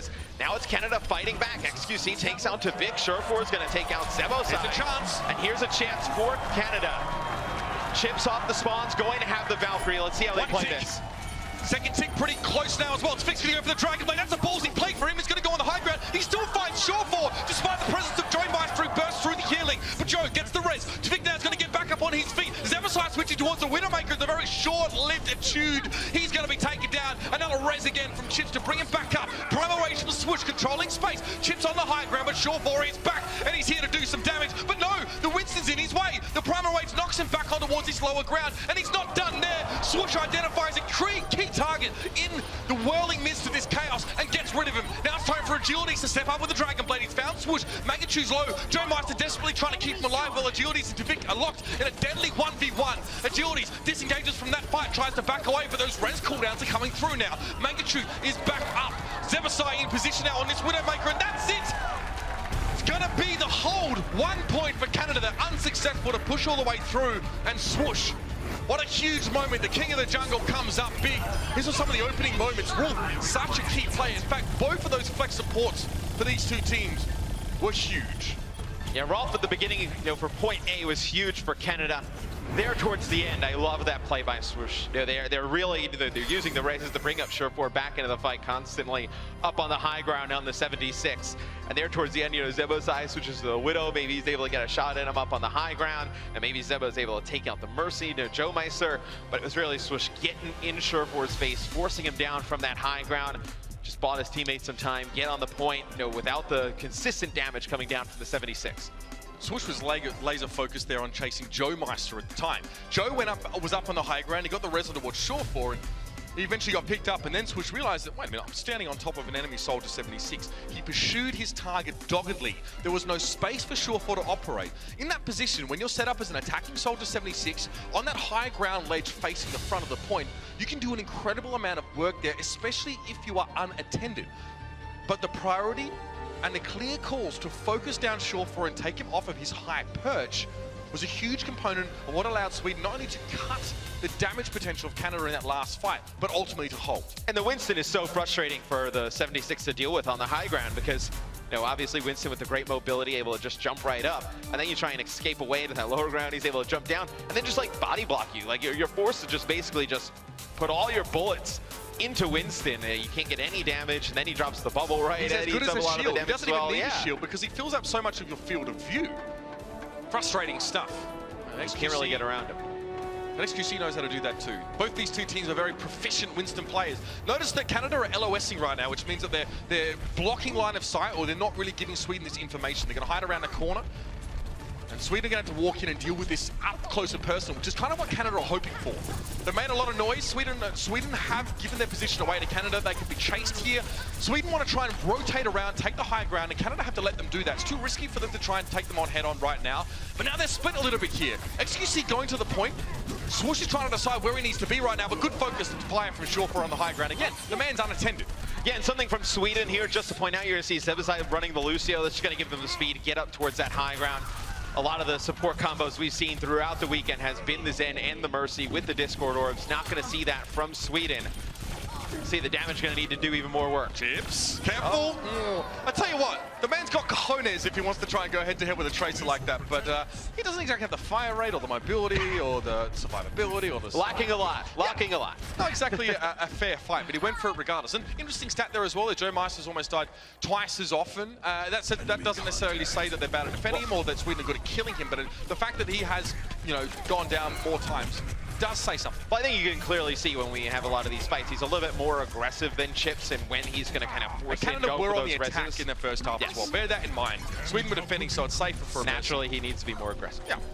So we'll see if that really means anything in the grand scheme of things. But Sweden now dropped on towards the point. The bell does toll, but for whom, Matt? That's the question. Swoosh has dropped onto the point now. The pulse bomb giving follow-up. Stillo's there on towards Shore4. Swoosh is more than happy to get up inside these close quarters and use that Tesla rifle. It's going to be the D-suit on Mangachu now, just in pilot deeper form. Not long for this world, no doubt about it. And we're going to have Sweden set up. The team kill gong rings out, not unlike the big old bell next to him. And they'll have this point as they take a deep breath. And so should we too. And what's even worse for Canada there is they actually use their Valkyrie inside of this room, and Snillo takes out Joe Meister instantly, uses the Valkyrie, gets agilities back up, dies right away. It's a huge win there. I like Canada. Sweden's whole composition allows them to cross that gap outside, so they can sneak around behind Canada. They've caught them unawares here. This is beautiful stuff. They're able to close the gap and get up close, prevent Canada from actually setting up on that top right side as they often want to. So they're already onto the point. That's big. They only need 75% of this capture progress here, so it's not quite even a full capture that's required. Zebasai, though, a little bit caught out, is getting healed up by Chips here. Good attention from Chips to realize his other support is being pressured down. Chips now on the res on towards Swoosh. He did just fall to the Helix rocket of Shore4, and out to Vic gives it just as good as he gets. Both 76ers have been rezzed up. It's a 6v6 now, but XQC has fallen. Numbers favor Sweden in this fight as it continues, and Zebo's close to a sound barrier. That could be huge in this fight if Sweden can hang on. Yeah, they put a lot of pressure on him. Mangachu, get him D-max. Chips just healing up. His teammates from the back. Swoosh doing a nice job putting some pressure, but it's going to be Rolf and Shore4 trying to keep this alive for Canada, and they have done it for the time being. Nice job by Shore4 there. He knows that Joe Meister was being pressured down by Swoosh. Swoosh was just trying to get an exit kill in that case, so he puts the biotic field down. 76's healing ability. Joe Meister stands inside that healing field. He stays up on his feet. Sweden don't get more than they bargained for, but one tick is a damn good start. 34.4% on the way to 75. That's all they need to win this third map. And you're going to see Sweden bring the Roadhog out again because it's great, obviously, against Winston, and they're also just trying to catch Mangachu off guard here. It's going to be the Dragon Blade that comes out from Agilities, trying to hunt some players down, finally gets to Tavik. Tavik takes him out, though, in the process as well. You'll bring Tavik right back into the fight, though. Yeah, it's a one-for-one trade, but in the meantime, Shore4 and XQC have been doing work. Sweden didn't even get to the point this time around. And that's going to be another one fight for Canada. But I beseech you, have a look at the big old white and blue ticks there for Sweden. They have a lot of ultimates to work with. Valkyrie will be there. Zebasai switches off the Lucio now. Sweden no longer playing for trying to outmaneuver and take Canada by surprise. They get rid of the speed boost. They favor that damage that Zebasai we know can deal from the backline as well as that transcendence when it becomes available. Well, I mean, in that fight, Sweden invested their sound barrier and they got Canada to burn their Dragon Blade and their own Valkyrie. So it's a pretty good fight there for Sweden, as now Sweden just trying to take this high ground. It's going to be XQC popping the Primal Rage to stay alive. But look at this, they caught Mangachu out of position again with a Roadhog hook. He's going to be forced to use the self-destruct just to get the mech back. Yep, and honestly, he was never going to get any value with that ultimate anyway because the suit had been knocked across the map onto the low ground. Zebasai goes down early, but it's picked up yet again. Joe Meister's down. That's big. No resurrect available from Canada right now. This could be the opportunity that they were looking for. Set up on the point. There's two players for Sweden contesting. Almost that second tick. Still with a pulse bomb here. He's going to be looking for that next target, but no. Madison was low despite having the whole Orb of Harmony on him. He had to back away and got taken down. That was potentially very dangerous for Canada, but a good recovery. Keep themselves back in this fight. It kind of reminds me of the Junkertown game the other day with Canada. It looks like things are going awful, and then you have Agilities on the Genji, Shore4 and the Tracer just staying alive on the point, staying alive on the point. Shore4 went big in the last game that we saw yesterday against Australia on Junkertown. Goes big there, picks up 2 kills, preserves the game here for Canada. Transcendence, the aforementioned ultimate ability that Zebasai primarily wanted to switch for, is now available. It's about how that's going to be employed, and again, Rolf opens up the fight well. Again, Chips has to res early, uses that key cooldown, and now another big cooldown. The Transcendence must be drawn out from Sweden. And despite this, Stillo is still felled. Shore4 is more than happy to take the Tracer 1v1. And the young gun from Sweden must bow, he must submit. And now Joe Meister trying to res, but there's been quite a lot of damage done. He can't get agilities back on his feet, and now the whole hog claims that mercy. It's a messy fight, there's no doubt about it. You can see that Chips and Manhattan have essentially swapped places here with Canada, trying to get Shortfall. One more shot will get it, and Manhattan connects with a scrap gun, but it's not enough to be going on with. It's not enough for Sweden to build that momentum. Right now, they need to content themselves with building ultimate percentage, getting ready for another big fight. There's a minute 50 left. Yeah, Sharfor did his job. As soon as he kills Zebasai, it's going to force Sweden to wait a little bit. And something I was just noticing it. Agilities is building up this Dragon Blade so fast. You know, on average, just a minute and 15 seconds to build up towards that blade. Just able to farm on these big tanks, specifically Manhattan, right? You're just able to land down those shots. He's already had another one. It's pretty much been every fight he's been able to have a Dragon Blade. 75 seconds for a Dragon Blade is definitely lower than average, so that's an impressive performance from him. Pulse Bomb, de-suits Mangachu, but Chips was felled by Shortfalls. That's definitely a better trade if you're Canada. They need the Chips so badly, they require their mercy. And Shortfall's been very, very good at penetrating in to the backlines of Sweden and dealing with those key targets. Frustrating for Chips, and if I'm not mistaken, he Valkyried in that fight. Yes, he used his ultimate. He Valkyried at the beginning of the fight. We did see the Valkyrie, though, come out of Joe Meister as well. So both teams invest their mercy ults. You're not going to have that double res coming into the next one. For Sweden, you don't have your Transcendence, though. 75% of the way there. You'll probably get it in the next fight, but you're going to have agilities with this Dragon Blade, right? He used the Dragon Blade, they win this fight, then maybe Sweden has one last-ditch effort. It's going to be very tough. Manhattan hastily taking a breather there. Health back to full. Agilities expects pressure from Zebasai, but he wasn't even noticed, so he uses that cooldown. He's going to go for another cooldown. The Dragon Blade, what can he find? Oh, Vic does fire up. The tactical visor claims the ninja's life, but not before he got rid of the Omnic Monk. It's Zebasai down. Forced res yet again. That's another one that Chips has had to go for. Look who he's looking for. It's going to be an Angel, but there's no Angels in XQC's jungle. He goes huge. He actually kills Chips with the Primal Rage. Now he forces Tavik all the way out of position off of that high ground. It's a beautiful play for XQC, but look at how many players are on the point for Sweden. It's got to be agilities. Get back on. Keep this one alive for Canada. They're so close. They need 7% more. That's not much. It's going to be a desperate attempt for Shortfall. Drops the pulse bomb, but that's not the present that Canada were looking to give. Sweden set themselves up. They stand tall. It's going to be a second map for the Swedes. And this is starting to heat up. You know, an XQC used that Primal Rage. He takes out Chips, put a lot of pressure on it. Tavik knocks him down from the high ground. I believe you had Manhattan, Swoosh, and Sanillo there on the point for Sweden, taking out some of the other players for Canada, and then Sweden just had a huge advantage on the point. Great defense from Sweden. The attack was decent. It was enough to get over the line. 2-1 now. Heading to a break. We'll be back with more real quick.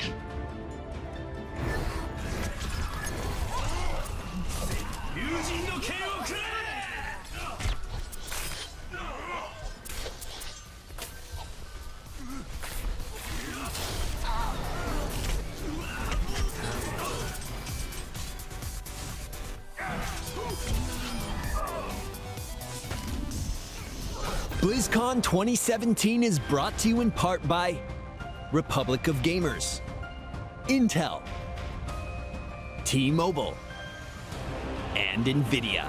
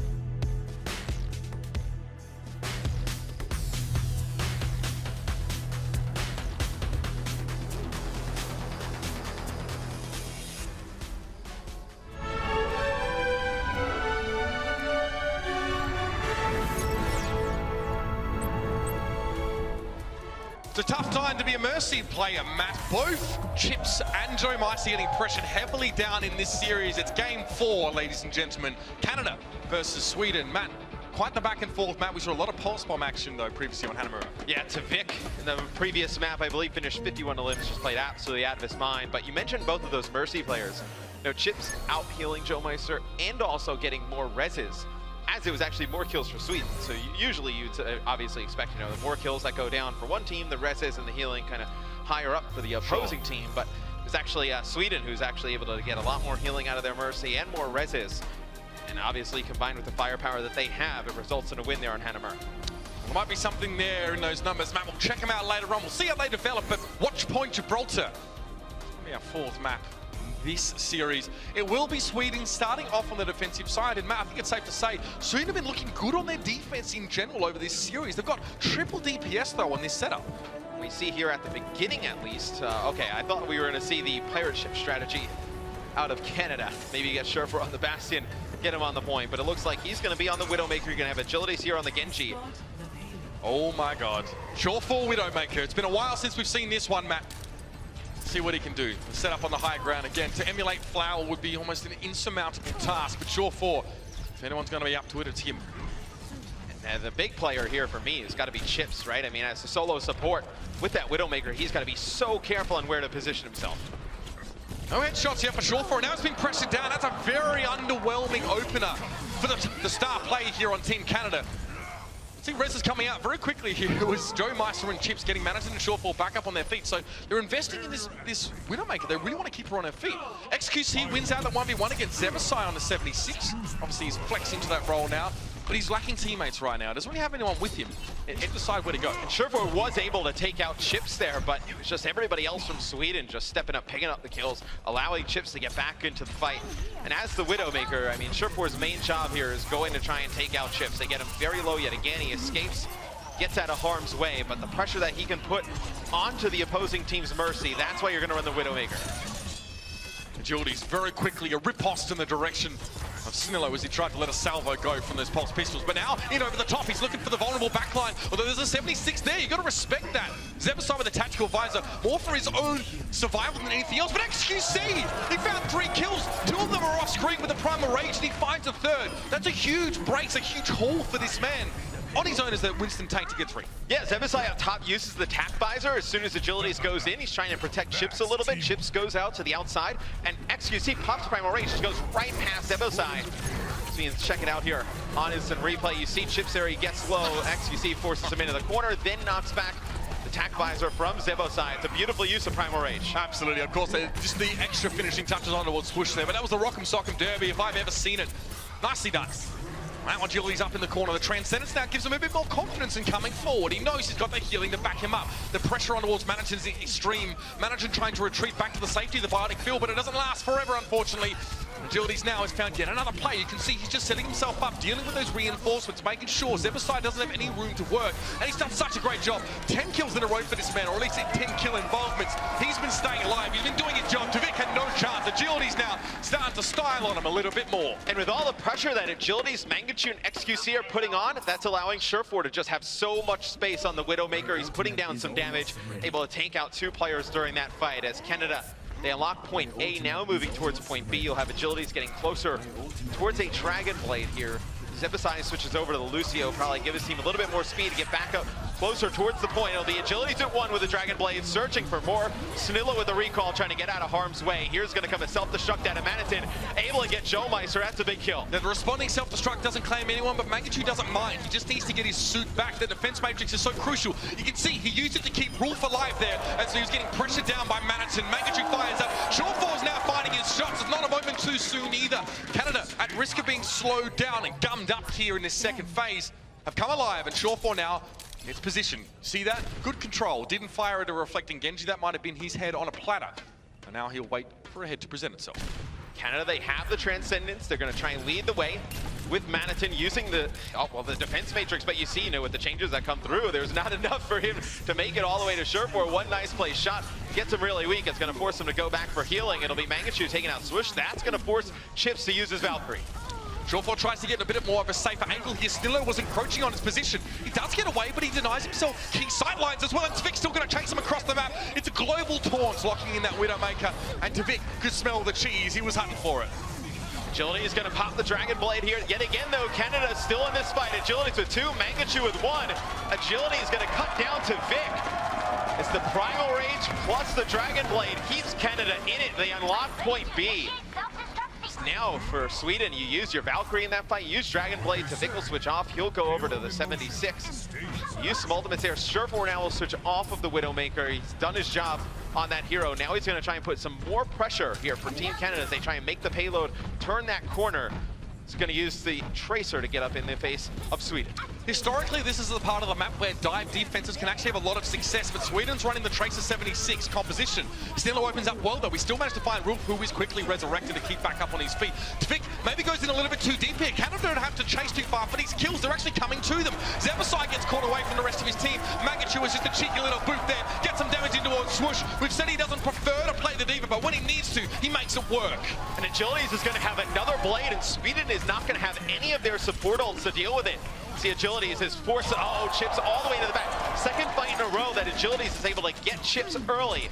So those are huge pickoffs for Canada. And now if you're Canada, you're going to have a Transcendence most likely. You're going to get close to a Primal Rage. You're going to have Self-Destruct. And you're going to have the Blade. And here it comes. It's going to come in. I don't know what Sweden have done, but Agilities are trying to put them under house arrest. They're going to be able to get out of their spawn at least and back onto the payload. But the Transcendence is there. So even if Sweden are present, the damage is just not going to stick for the time being. Swoosh's res back up, but Shawford and Agilities have found their targets. Manachin does get desuited. Defense Matrix not available. Micro Rockets aren't there either. Still trying to dash around the point, and Swoosh is desperately flailing with the Flying Fists of Fury, but it's not going to be enough. And the finish comes in the form of Canada getting across. 2 minutes, 20 seconds. That's the time remaining. I thought it was fantastic play on offense from Canada. Just an overall great effort. Like, it wasn't really like kind of one player going off. I mean, Surfer I thought was great with the Widowmaker, able to put a lot of pressure on the Chips. It didn't start well, though. Yeah, it didn't start well. But then once they started to get going, there was nothing Sweden did to respond. It was really just started to all snowball out of control. I thought XQC had a very good Primal Rage use on, the first point, right, to force Chips all the way back. He killed Zebo, and then on the second point, just to keep it alive, he's with Mangachu and Agilities, who Agilities just seemed like was getting the better of Chips. I think that's really the key for me, is that Canada did a good job early in the fights, figuring out where Chips is and putting a ton of pressure on him. Credit to their tank play as well. We saw Mangachu now pretty much sit on that Diva for the entirety of the map. He was very, very good at nullifying enemy tanks. This is Shawford as well, does connect with Chips there. Again, Chips pulls out the blaster. He tries to AD, to step left, right, and left, but interesting decision there. But again, this is now where Shawford has the space. You can see that no one is putting him under any degree of scrutiny whatsoever. Chips in that first one, I know, just looking at some of the numbers, the deaths at 9. Right, and then for Joe Meister, it's kind of the two players we've been comparing is sitting at 4, right? So you had Canada do a nice job, protect Joe Meister, a lot of the pressure going on to Chips at the beginning of these games, especially from Agilities in Surfer. Sweden just needs to keep their mercy up. Yeah, and you could see in that clip, the reason why Chips probably pulled out his pistol and tried to stand and deliver against Shawford was because the rest of his team had already engaged. Yes. They were on the other side of the shuttle. Chips is thinking, well, if I don't take this fight, it's going to be 10 seconds before I can get back to my team. I'm completely zoned out just by his presence enough. There's no real other option for him. Yeah, exactly. So, I mean, you got to understand why he chooses to do that. Obviously, he doesn't think he's going to win, but his options are very limited. He might get some extra ult percentage if he gets some damage done. Anyway, Canada going to be defending now as well. And, Swoosh, careful there. Lives up to his name as he just misses the ledge. Going to have to opt away from the dive. Perhaps that was all planned as well. There you go. Agilities is that kind of player, by the way. Historically, he's always been a big fan of using the Dragon Blade the moment that he gets it. Someone like Shadowburn's the opposite. Yeah, Shadowburn much more passive with his blade usage. I mean, Agility's getting this blade so fast as well, already up to 60% towards it. So it's going to be the pressure coming in, though, from Sweden on the high ground. It'll be Surfer able to take out Snillo, so that's going to force Sweden to just wait a little bit. Now Zebazai playing the Widowmaker of his own. We'll see if he's able to find some kills onto Joe. That was really nicely done there by Mangachu, jumping in to help XQC. I was just about to say this is why XQC doesn't love Winston right now, because it's so hard to deal with all this anti-tank damage. But Mangachu backed him up. Defense Matrix is there, but speaking of damage and anti-tank, going to be Zebasai to pick off Mangachu there from the backside. So again, this big, bulky, beefy front line from Sweden is creating space for Zebasai, and he's more than happy. You can see the confidence in him coming forward, setting up in fairly aggressive positioning now, and now Canada, a huge risk even peeking out. And Agilities is going to pop a Blade here, and they're going to come back strong. It's going to be Attack Visor, a Blade, and Valkyrie coming out from both sides here as Canada looks to come out on top in this fight. So you did have to use your Valkyrie, you did have to use the Blade and Attack Visor, but look at some of the ults you forced down from the other team as well. Agilities, no Dragon Blade. Sure 4, no Tactical Visor. Rolf is close to a Transcendence. That's definitely something to keep an eye on as this fight continues, because it will be needed to counter Tvik's Dragon Blade if he can land it in a bunch of enemies. Agility's taken low there as well. You can see the healing didn't come for a while. There was a window of opportunity, a vulnerability there for Agilities, but he's able to get back to safety. Now Sweden must assess their options. Well, I mean, it's kind of a downside of Sweden's comp right now is that they don't have another sustain ult, right? I mean, you have chips with the Valkyrie, but if the Dragon Blade gets popped out, I mean, Agilities gets both of those dashes, you can get up to the sky, put a lot of pressure on it, chips. It'll be Mangachu, takes out Tvik here. It'll be Snillo not having the Pulse Bomb, already used it. It's going to be the res used on his Evo side to keep him in. That was a massive 1v1 between Snillo and Shawfall, by the way. We saw the opening of it. Snillo survived with a sliver of health, but XQC was sent there to deal with him. Could have been an opening. Sweden want to try and take that high ground, so this is a necessity. Snillo pressuring up on that ledge, walking up the stairs and trying to fight Shawfall. It's a tough fight to take, especially when the 76 has the burst available in the form of the Helix Rocket and the Biotic Field. So you need to really time it well if you're going to be a Tracer to go the 1v1. Speaking of, Zebasai taken very low by a Helix Rocket. He's out of position, but no, it's a double support pancake. Swoosh lands on top of Rolf and Joe Meister and takes them down. No healing whatsoever available for Canada here. What a huge play made by the Winston player here on Sweden. That is such a monster play there from Swoosh. He's able to get onto both supports. Joe Meister has his Valkyrie. It would have been huge if he's able to stay up. The XQC and Sherford trying to keep this fight going. It's going to be Joe Meister popping the Valkyrie. You're going to bring XQC back into the fight. See if they can keep this one alive as Joe Meister getting pretty weak. Yeah, Joe Meister's going to struggle to get away from this one. Swoosh was trained on him, laser focus. The Mercy's down, now up in the air. Primal Rage used the jump. First one wasn't used for damage, just to stay alive. Now to push Mangachu away. The payload's being pushed close. It's going to get the first checkpoint. Nicely done. Sweden used Swoosh to push their enemy away in the same way that XQC did in this situation yesterday. Oh, and you have Rolf here. He's gonna fall, and he may have gotten that front spawn and just tried to run in there, just die right away instead of kind of falling well, he back. died so early in that fight, remember? That was both supports going down. Sweden are on the run here. A little bit slower than Canada, though, it's safe to say. They are going to maintain that Widowmaker, so both teams respect the pressure that she can provide, especially here in the shuttle phase. Well, we've seen Zebasai in the past on the Widowmaker on this map specifically have monster games. You can remember we did the DreamHack final last year. He was phenomenal on the Widowmaker in that series. Ran a triple DPS comp, pretty similar to what they're running right now. The great effect, it'll be the attack visor that comes in from Sherfor, be the damage here, and just the pressure that he's putting on Zebasai from the high ground. Not going to allow Canada around the corner. Yeah, Zebasai has no sightlines now. He needs to relocate. This is slightly more dangerous for him as there's presence inside the ship. Oh, he doesn't actually land that shot, but now having him back away. And Shawfall does go down. That was a little bit close for Zebo. Not an easy angle, of course, to find. Now, Matt, it's going to be Zebasai getting very weak, down to 5 HP. Mangachu putting the pressure on him. Agilities uses the Blade, cuts down 2. Canada needed to invest resources in it to keep this one alive. Coming into the next fight, Sweden, they'll have their Dragon Blade, they'll have their Pulse Bomb. No support ults on the side for Canada left. There's such a sense of certainty about Agilities hitting these big Dragon Blades to save his team in these fights. Well, for Canada, you're going to have your Valkyrie here, so you will have one support ult. We'll see if they can keep Joe Meister alive, get both of those rests off. Sweden will have their Valkyrie as well. It'll be Rolf getting an early pick here on his Zebasai, and now I think, I was going to say, it's a question, do you want to invest that res? And they do.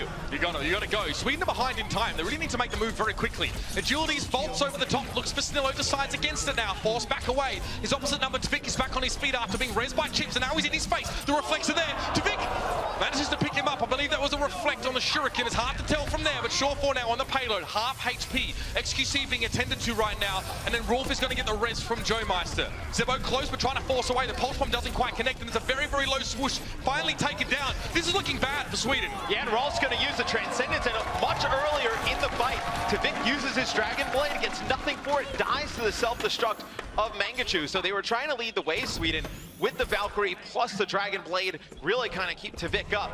Doesn't work out. 40 seconds left. This may well be the last fight coming up in a few moments, but in the meantime, this is that pulse bomb from Shore 4. Doesn't quite connect, but still manages to make that fight work in his favor. Good transcendence, most importantly, to help them clean up safely. What we missed was just a little bit of back and forth stuff. Canada have lost Rolf here, not Brett. Strohmeister has now fallen down. Here's the opportunity Sweden have been looking for. They're into their last fight here. Mangachu up towards the shuttle there, just perching for a moment, looking for a target. Again, he's on his own. He needs to try and stay alive. He's split for the rest of his team. Agilities needs to try and save Canada yet again. Another Dragon Blade. Can he do it one more time? No, he cannot. Snillo finds him. Mangachu desuited now, forced to back away. Just the Bunny Blaster plinking away, but it's going to take a lot more than that to stop Sweden. They're pushing forward now. They're going to get the checkpoint in overtime. Or will they? XQC throws himself in, hooked in, and that's going to be it. 1 minute 30 seconds. This is going to be a very close shave for the Swedes if they're going to finish, man. Yeah, and Agilities uses the blade. He's able to get chips, just not enough players for Canada up to make a play on the point. Zebasai was forced to use that sound barrier, secure that for Sweden. Now for Sweden, you have your own Dragon Blade. You know both support ults were used on the side of Canada. We'll see how they decide to play this. Agility is getting very low, trying to back up towards his teammates. Not going to make it out alive. Yeah, a little bit aggressive. He thought he had to pick dead to right side, but the healing was very good from Sweden. Not much you can do about that. Can't really deflect lightning. That's not how it works, unfortunately. Some realism in this game, at least. And XQC, that's a quick brace of 3. Fantastic cleanup by him, bouncing on top Stillo to finish things off. Shore 4 cut down though. Managing forced to back away again. The XQC damage is there. Canada are getting aggressive now, trying to force Sweden back inside their hiding holes. And they bought themselves a little bit of room to breathe. It's massive for Canada that they survived that Dragon Blade without having to use either of their support ults. Because now you're going to have the Transcendence, you're going to have your Valkyrie. To Vic switches off of the Genji. He's going to go over to the 76. Here comes the Blade coming out from Agility. Slices through one, has to Vic run, and he can't hide. Slices through his second. 2 kills there for Agilities. It's going to force Manhattan off the side of the map. As Canada does use their Valkyrie, they do use their Transcendence there. They did use a decent amount of ultimates. You have the Primal Rage to force players back. And Sherford does have that big pulse bomb. 5 seconds left to go. The last chance, the last stand for Sweden here to take this map back. Rolf's going to find Stillo, and that's a terrible start. It's diabolical and a nightmare for Sweden. Canada respond. They fire back across the Atlantic. It's going to be a map 5, and we couldn't be happier. Canada will take us to another game 5. Agilities was tremendous on the Genji all match long. 55 kills, 29 final blows during that match. Huge performance from him. This is great. Another 5 mapper. All we could have asked for and more. Let's head to a break, and then the final map. Only one of these 2 teams can advance to our World Cup Grand Final. Canada or Sweden? We'll find out after the break. I will watch over you in my sights.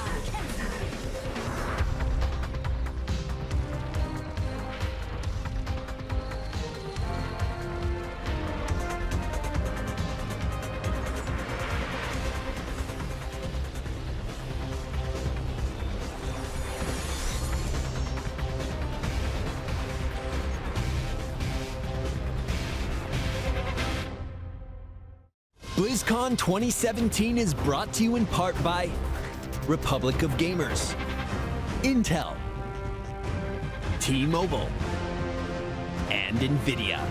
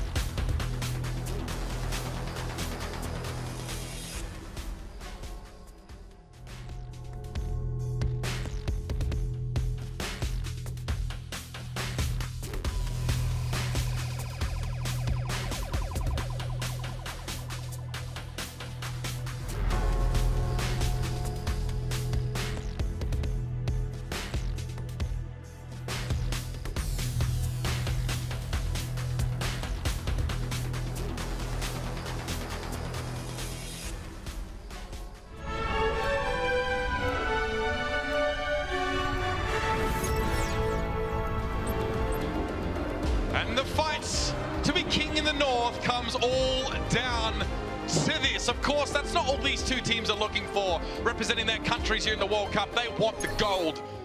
They're only going to get there through one another. It's 2-2 here between Sweden and Canada. We're going to Oasis, Matt. Going into this game 5, I think for Canada, you keep agilities on the Genji. He's been tremendous on it when we've seen him run it. He was very good on the Roadhog when he was on it as well, but his Genji play, I believe last map, finishes with 17 Dragon Blade kills. Getting the Dragon Blade, it was on average of every 1 minute and 3 seconds. Getting Dragon Blades literally every fight, putting so much pressure on Sweden.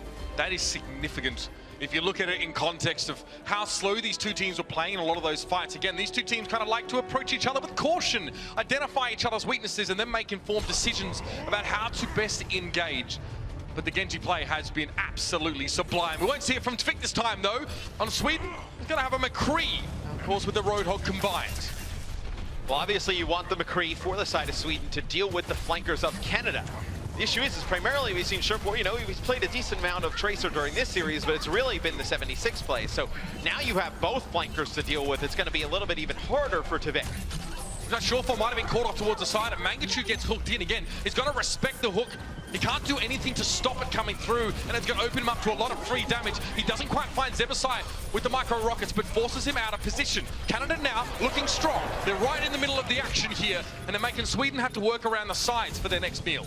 I like the way Mangachu is playing the D.Va here, getting a little bit aggressive, using those rockets to put down a ton of damage, just flying right through, getting to the back line. It'll be Joe Meister resing XQC. He will fall, though, to be a self-destruct. Used here for Canada to take the point. Yeah, but Canada, yeah, Sweden stay off the point for a little bit too long there. Canada, I've got to say, Mangachu and that D.Va zoning so well. Great area control by Canada to force Sweden out and away and allow the point to be taken.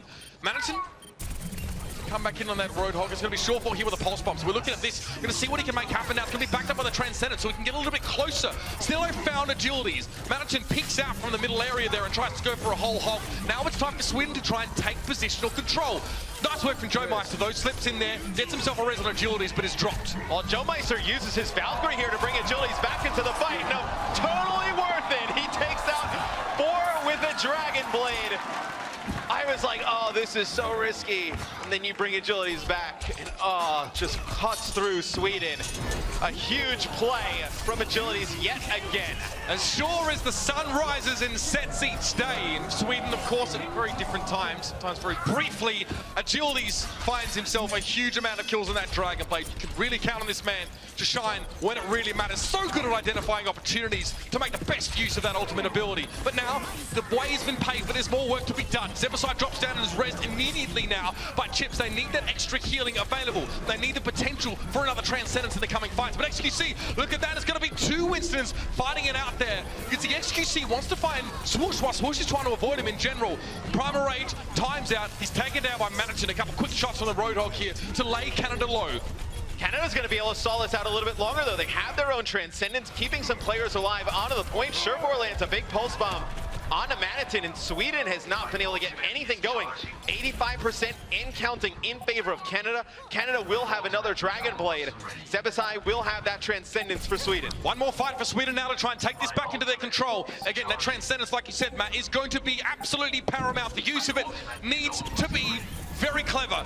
Chips high and coming forward now. Transcendence actually used just to start the fight, so Sweden know you can see them want to come forward. Shortfall just wants to take a sidebar for the moment here, and agilities, they're disengaging to prevent the healing from being effectively used. Agility goes in, he gets just one. Zebasai falls down. Looks like there's no res forthcoming. There it is though. Chips brings him back up on his feet. Still 2 healers available for Sweden, and Shortfall's close to a pulse bomb. Agilities is rezzed out by Joe Meister there.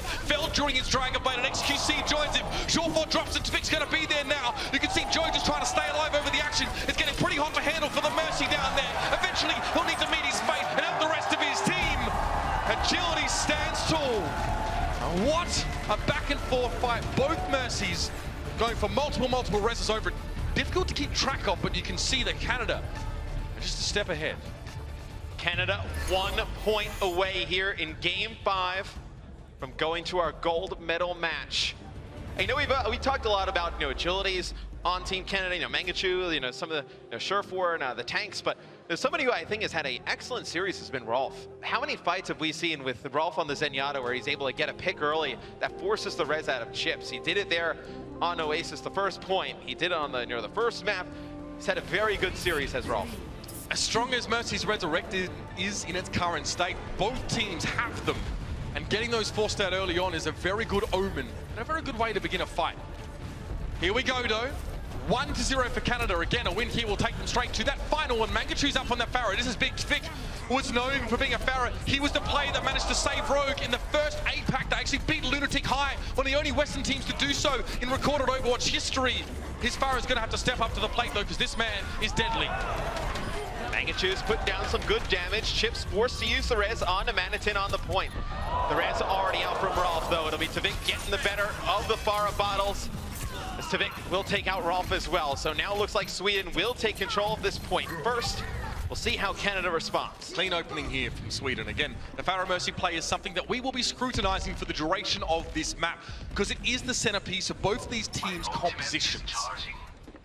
Twig will now just set up over on that platform, and again, Canada, we're going to have Mangachu coming in over the top there. He's kind of off camera, you can see him here, so he's very high up, very close to the skybox here. He just wants to get himself the 2v2, but Vic wins it out again, gets that second rocket in. That's nasty. Mangachu's really been kept under the thumb here. Yeah, and Manitin's going to take out Surefour and XQC, so the push falls apart for Canada. Tavik has been huge here for Sweden. It's going to force a change that comes through for Canada. You're going to have Mangachu switch over to the Diva here. Surefour will move over to the 76. And the thing that's interesting here is, we've seen Joe Meister play a lot of the Mercy for this Canada roster. Rolf, most likely on the Zen, but because you want to run the Lucio here, you're going to have Joe run that. So a little bit of a change of roles here towards the end of the match. Yeah, both teams doing that. Getting position so important on this map. Agility's Dragon Blade hasn't found key targets yet. Just slicing as he comes down. More so just adding damage to the pile here than actually finding a bunch of kills, but it's a good start. Manitin now is going to be reflected most of his whole hog. He's forced to turn away and look the other direction, and Agility's is more than happy to take the big target presented on that large back. It's going to be the rest of Sweden fighting over this point. What a turnaround in this particular stage. 67 to 0%. Snillo and Swoosh step up at the end of the fight here, and Mangachu forced to kiss the ring, switching off that Pharaoh to the Diva now. He just needs to make sure he can help the rest of his team prevent this damage. Yeah, Chips was using the Valkyrie there to keep everybody healed up on the point. So Sweden will also have their sound barrier for this next fight. Canada, they have the luxury of having both support ults, but if they don't deal with Tavik, it probably won't matter. Great to see Tavik on this Pharaoh now. It's going to be time to really shine here. Canada had to retake control, and the sound barrier was well placed because Agilities would have been taken down by that rocket from Tavik. He now tries to get out of the way, but Mangachu goes down. No chance to resuit. That's really got to add insult to injury here, and he's trying to get back in that suit, and he does. He resuits up. Joe Meister boops Manitin off the side. No, actually took him down with a boop kill. He does get res though, so lucky he wasn't killed environmentally. Dragon Blade from Agilities, 1 and 2, looking for more, and he's found it. Manitin goes down. That's the third for Agilities once again. With the abilities, keeping Canada up alive in this particular round. They can take it from here. I've seen crazier things, Matt. Will be the point going over to Canada. It's a large mountain to climb, though. They find themselves down 99 to 0. Now they get control of the point. You had to use all your ultimates in that previous fight to win it. Sweden, you'll be close to a Valkyrie. You have a whole hog. You have a pulse bomb. You're going to get a rocket barrage. They have all the tools to make this happen. Yeah, it's crunch time for Canada now. They need to be able to just deal with the flow of these ultimates coming towards them. XQC, you ain't even going to get to touch the ground, son. May as well head back to the moon at this rate. Manitin's dealt with that key tank on the side of Canada, but that's not the whole job done yet. Looking for another hook target. They get the high ground. Sweden can't contest the point from that bridge. They will need to drop down eventually, but Snillo has been doing all the work so far. The hook there for Manitin was largely just a formality and not even required. Sweden looks like they're going to take it back. The barrage from Tavik deals with Mangachu, and that should be job done. Point going to be swung back in favor. XQC trying to camouflage himself amongst the foliage. Doesn't quite work out there, and it will be flipped for Sweden. Now overtime, a chance, an attempt. Joe Meister running towards the point. It's like chariots of fire, but it's not enough. There was nothing really Canada could do there towards the end. There were so many ultimates up for Sweden. They just roll on in, take the point with relative ease. So now we will have 1 point to decide it all. These teams are so evenly matched. Sweden, a lot of people thought last year they were going to be a team that made the finals. Can they do it this year? So many people had this match pegged as not nearly being as close as it was. Yeah. A lot of people had extreme faith in Sweden because their performance over their opponents, the UK, was dominant. However, Canada's over Australia was not. They had to reverse sweep to get themselves here. So people's expectations were perhaps skewed by those results, and a good amount of direct hits there for Tvik, 20%, spreading a lot of that damage over, but more importantly, he was the dominant Pharah. And Canada's going to bring the Pharah Mercy out yet again. It'll be Agility's running the Pharah here. And Sweden really has nothing to deal with it. I mean, they have the Junkrat and they have Tracer. It's going to be Agility's just putting down a ton of free damage. This was the exact map, by the way, in the tiebreaker that Canada managed to take Russia down on to get themselves into the finals in Poland. It was this map where Canada had Mangachu on Pharah, but Agility's now are stepping up to the plate. They have that level of flexibility. Let's see if it works, because Tvik has been taking a chunk out of Canada with this Junkrat. And what do you do? I mean, you see Manitin looking up at the sky at Agility's. Agility's able to take out Chips. Joe Meister brings XQC back into the fight. Agility's just getting so much free damage down from up above. It'll be Canada taking the point. XQC's map earlier on was phenomenal. That Gibraltar performance from him was mercurial. Right now, he has second place, I think, in terms of those eliminations, so he's getting involved in these fights, but it's Agility's this time. He's the man of the moment. This map has been incredible from him. 30 eliminations, almost double the next person behind him. Tvik is going to switch off of the Junkrat right away. He knows he needs to deal with Agility. It's not a lot of time. You know, you stay one more life on the Junkrat, it doesn't work. You're going to be behind the 8-ball for Sweden. Surefour trying to put pressure behind enemy lines. It's going to be a rocket barrage trying to locate Chips. Not able to get him. There's the respect here from Tvik, switching over towards the McCree to try and deal with Agilities, and the hit scan pressure seems to work out. Agilities actually kills himself there. The rocket explodes back in his face, but the backfiring ends there. The rest of the job for Canada seems to be done well. It's an artisan's tapestry. Now the last few strokes are being applied. Surefour making sure he rubs it in. And Sweden know who Daddy really is. Canada used their Valkyrie though. You'll have a Transcendence. For Sweden, you're going to have your own Valkyrie, you're going to have a grab, you're going to have a Pulse Bomb. Let's see if they can land that big bang combo. You get Manitin to drop a big fat grab, you get Snow to get from behind, land a Pulse Bomb. It's Agilities though, still on the far. Good flash there from Tvik. Takes out Surefour, not in a position he can get a res off. There's going to be the grab. The Pulse Bomb comes through as well. Yeah, it doesn't really seem to have a huge impact though. Snillo tries to stick it inside the Graviton Surge, but the job seems to already have been done. The extra damage maybe wasn't needed. Tvik now having a chance to run riot here. He's going to get pressured down by Agilities. Whoa, what a match! But Zebasai was on the low ground, picks him off with a few more orbs, and Sweden get back in control. 80% to Canada. It's a huge mountain to climb. If you're Canada, I was going to say, if you're Canada, do you stay on the Pharah? I was going to say, I would have loved to see him bring out the Genji yet again. When Tvik went over to the McCree, what did they do the last time? They put a ton of pressure on him with Surefour on the Tracer, Agilities on the Genji, and it worked out quite well. Oh, that's nasty. Agilities couldn't do much about that. He found Stiller, though, as well. Managed to find him with that headshot, so it's a 1-for-1. Good flash. Agilities is down. That's the headshot we were looking for. Tvik manages to work it out. Now the pressure forward. Transcendence being used for Sweden to get position and force Canada away. They're not going to allow them to walk through the open gate this time, and Rolf better respect the hit scan pressure. Sweden want to try and chase down, and they do. But maybe not too far for now. There's too much at stake. For Sweden, you're going to have a Deadeye, you're going to have Pulse Bomb, most likely another grab for this next fight. The scary part is you have no support ults. You're nowhere close. Chips 5 to Valkyrie. Zebasai 13 building up towards Transcendence. It's a window opportunity here. Canada is going to have a huge window here. You're going to have your Valkyrie, you're going to get very close to a Dragon Blade, and you're going to have your Transcendence. Both tanks jump in, the Graviton response from Sweden here. The entirety of Canada has been tied together, but only one falls. The Deadeye only connects with Surefour. Mangachu did actually get desuited in the progress, and Joe Meister gets the res on towards Surefour to keep him back fighting. Agility's down. These DPSs for Canada are struggling to stay alive, but Agilities gets a second chance, a stay of execution, another bite of the apple, and he meant to make it work, and he does. He's found Chips after getting res. Surefour's there on towards Tvik now. Switch getting burst down very quickly. Needs to get back towards the rest of his team, and the Transcendence now is being delivered from Sweden. They need the healing, and now almost a half-time break in this fight as Surefour finds Zebasai after it comes out of that Transcendence. Rolf is getting closer to his. He needs a little bit more, though. Surefour's there. 3 kills for Surefour. It's 91% to 80 in Canada. Switch it back. This is getting very tight. Canada has the self-destruct. They have a Pulse Bomb here. Agilities, the way he's been building up towards a Dragon Blade, most likely gets it as well. Sweden, no support ults, no attack visor here. They have nothing. It's just the Pulse Bomb. Last chance here. Chance. Saloon for Sweden to come back. Canada are so close. It's 99%.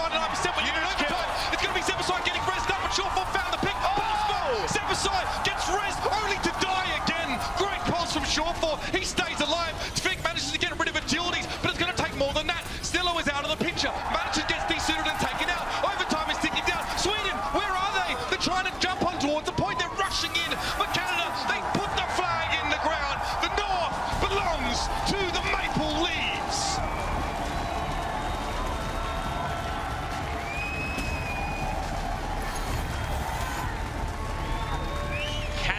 goes clutch. You see it on their faces. That series took so much out of them. Tremendous performance as Canada, they'll find themselves in the gold medal match. Agilities was nuts all series long. That's it for Sweden. They're out. Canada are going to advance. We've got more to talk about after the break when we meet with the desk. For now, though, we'll see you in a bit. Mercy hurt, Mercy won, Mercy dead. Soldier! What's rest? Okay. It's just Tracer dead. Let's go! One more round! Come on, just agilities. He's inside! BlizzCon 2017 is brought to you in part by Republic of Gamers, Intel, T-Mobile, and NVIDIA.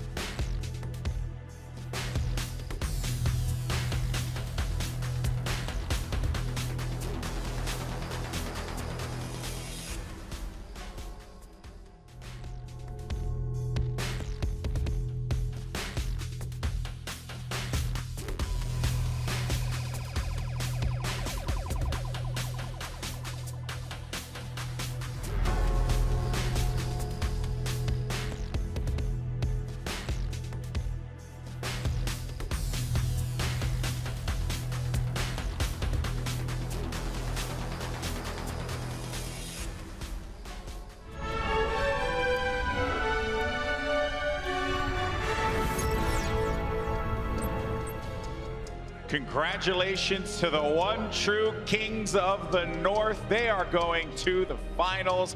Unbelievable. And I think I speak for every single American citizen in here that we have adopted Canada to then go on and win the Overwatch World Cup as our brethren of North America. There we go. North America. We will go ahead and take that. Jokes aside, though, what a game. Went the distance. James, I'm going to start with you, my friend, because there were some crazy moments in that game. I mean, there were different brilliance of moments coming out from everyone on the side of Team Canada. We saw Joe Meister being able to play a lot better because he had the support from the rest of his team, agilities in particular with that Roadhog early on. And then later, it became the agilities and Sureforce show. I think what was very interesting to me was for Canada, the tank gameplay wasn't actually as lopsided as you might have thought, where you take a look at how Canada play with that. XQC had moments of pure dominance, particularly on Gibraltar, but what strikes out to me is how Sweden struggled to dominate with Swoosh and Manitin, where Swoosh oftentimes was a little bit far out, got picked off quite heavily. And then you had Manitin, where Manitin went silent on Hog to some extent. And because of that, I think you saw Agility suddenly have a lot more room to play with. And of course, you take a look at the stats here for Agilities, it tells the tale.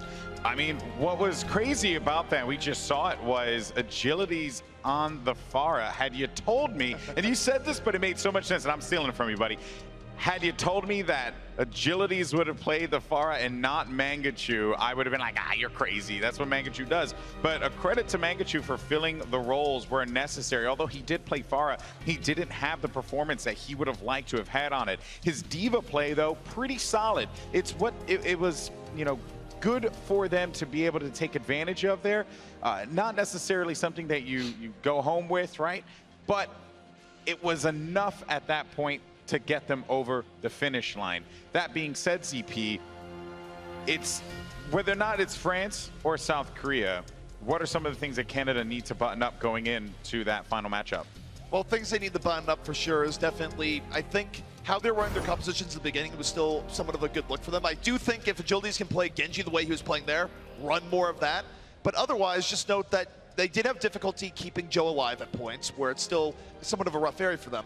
Protect that, and let Surefour run defensive Tracer more, because that is one of the better performances we've seen from a Tracer in that situation, where I would throw it back to Hanamura, right? Where even though Canada did not win Hanamura, you had 4 solid minutes of Surefour almost single-handedly disrupting the Sweden offense. And from there on out, it felt like there were moments of brilliance from Surefour, whether it be on Tracer, Widowmaker after a little bit of a rough start. He was playing great, so put Surefour in situations to succeed. You basically just want more Surefour, right? Yeah, I'm sure of it. I totally agree. But you know what I want more of? It's T-Mobile. That's right. I went there. I did it. No shame. That being said, guys, we want to get out there and vote. If you're in the Twitch chat, you can use exclamation mark T-Mobile MVP in the battle tag of the player that you're rooting for to be the MVP on Twitter. It's the same thing there as well. It's going to be hashtag T-Mobile MVP and the battle tag of the player there as well. Let's go ahead and take a look at the leaderboard now and see if anything has changed. It hasn't. Okay, well that's that. Well, Flowers back in the running, by the way. So I went onto Reddit, and apparently, so when you put in the battle tag, they forgot that Flowers' name actually has a 0 in it. So they were putting in the wrong vote. So already Flowers at 17% after that, already catching up to XQC. You know what though? XQC for the vote, it makes he's been playing really well, and they're in the finals. So you know that's not bad, right?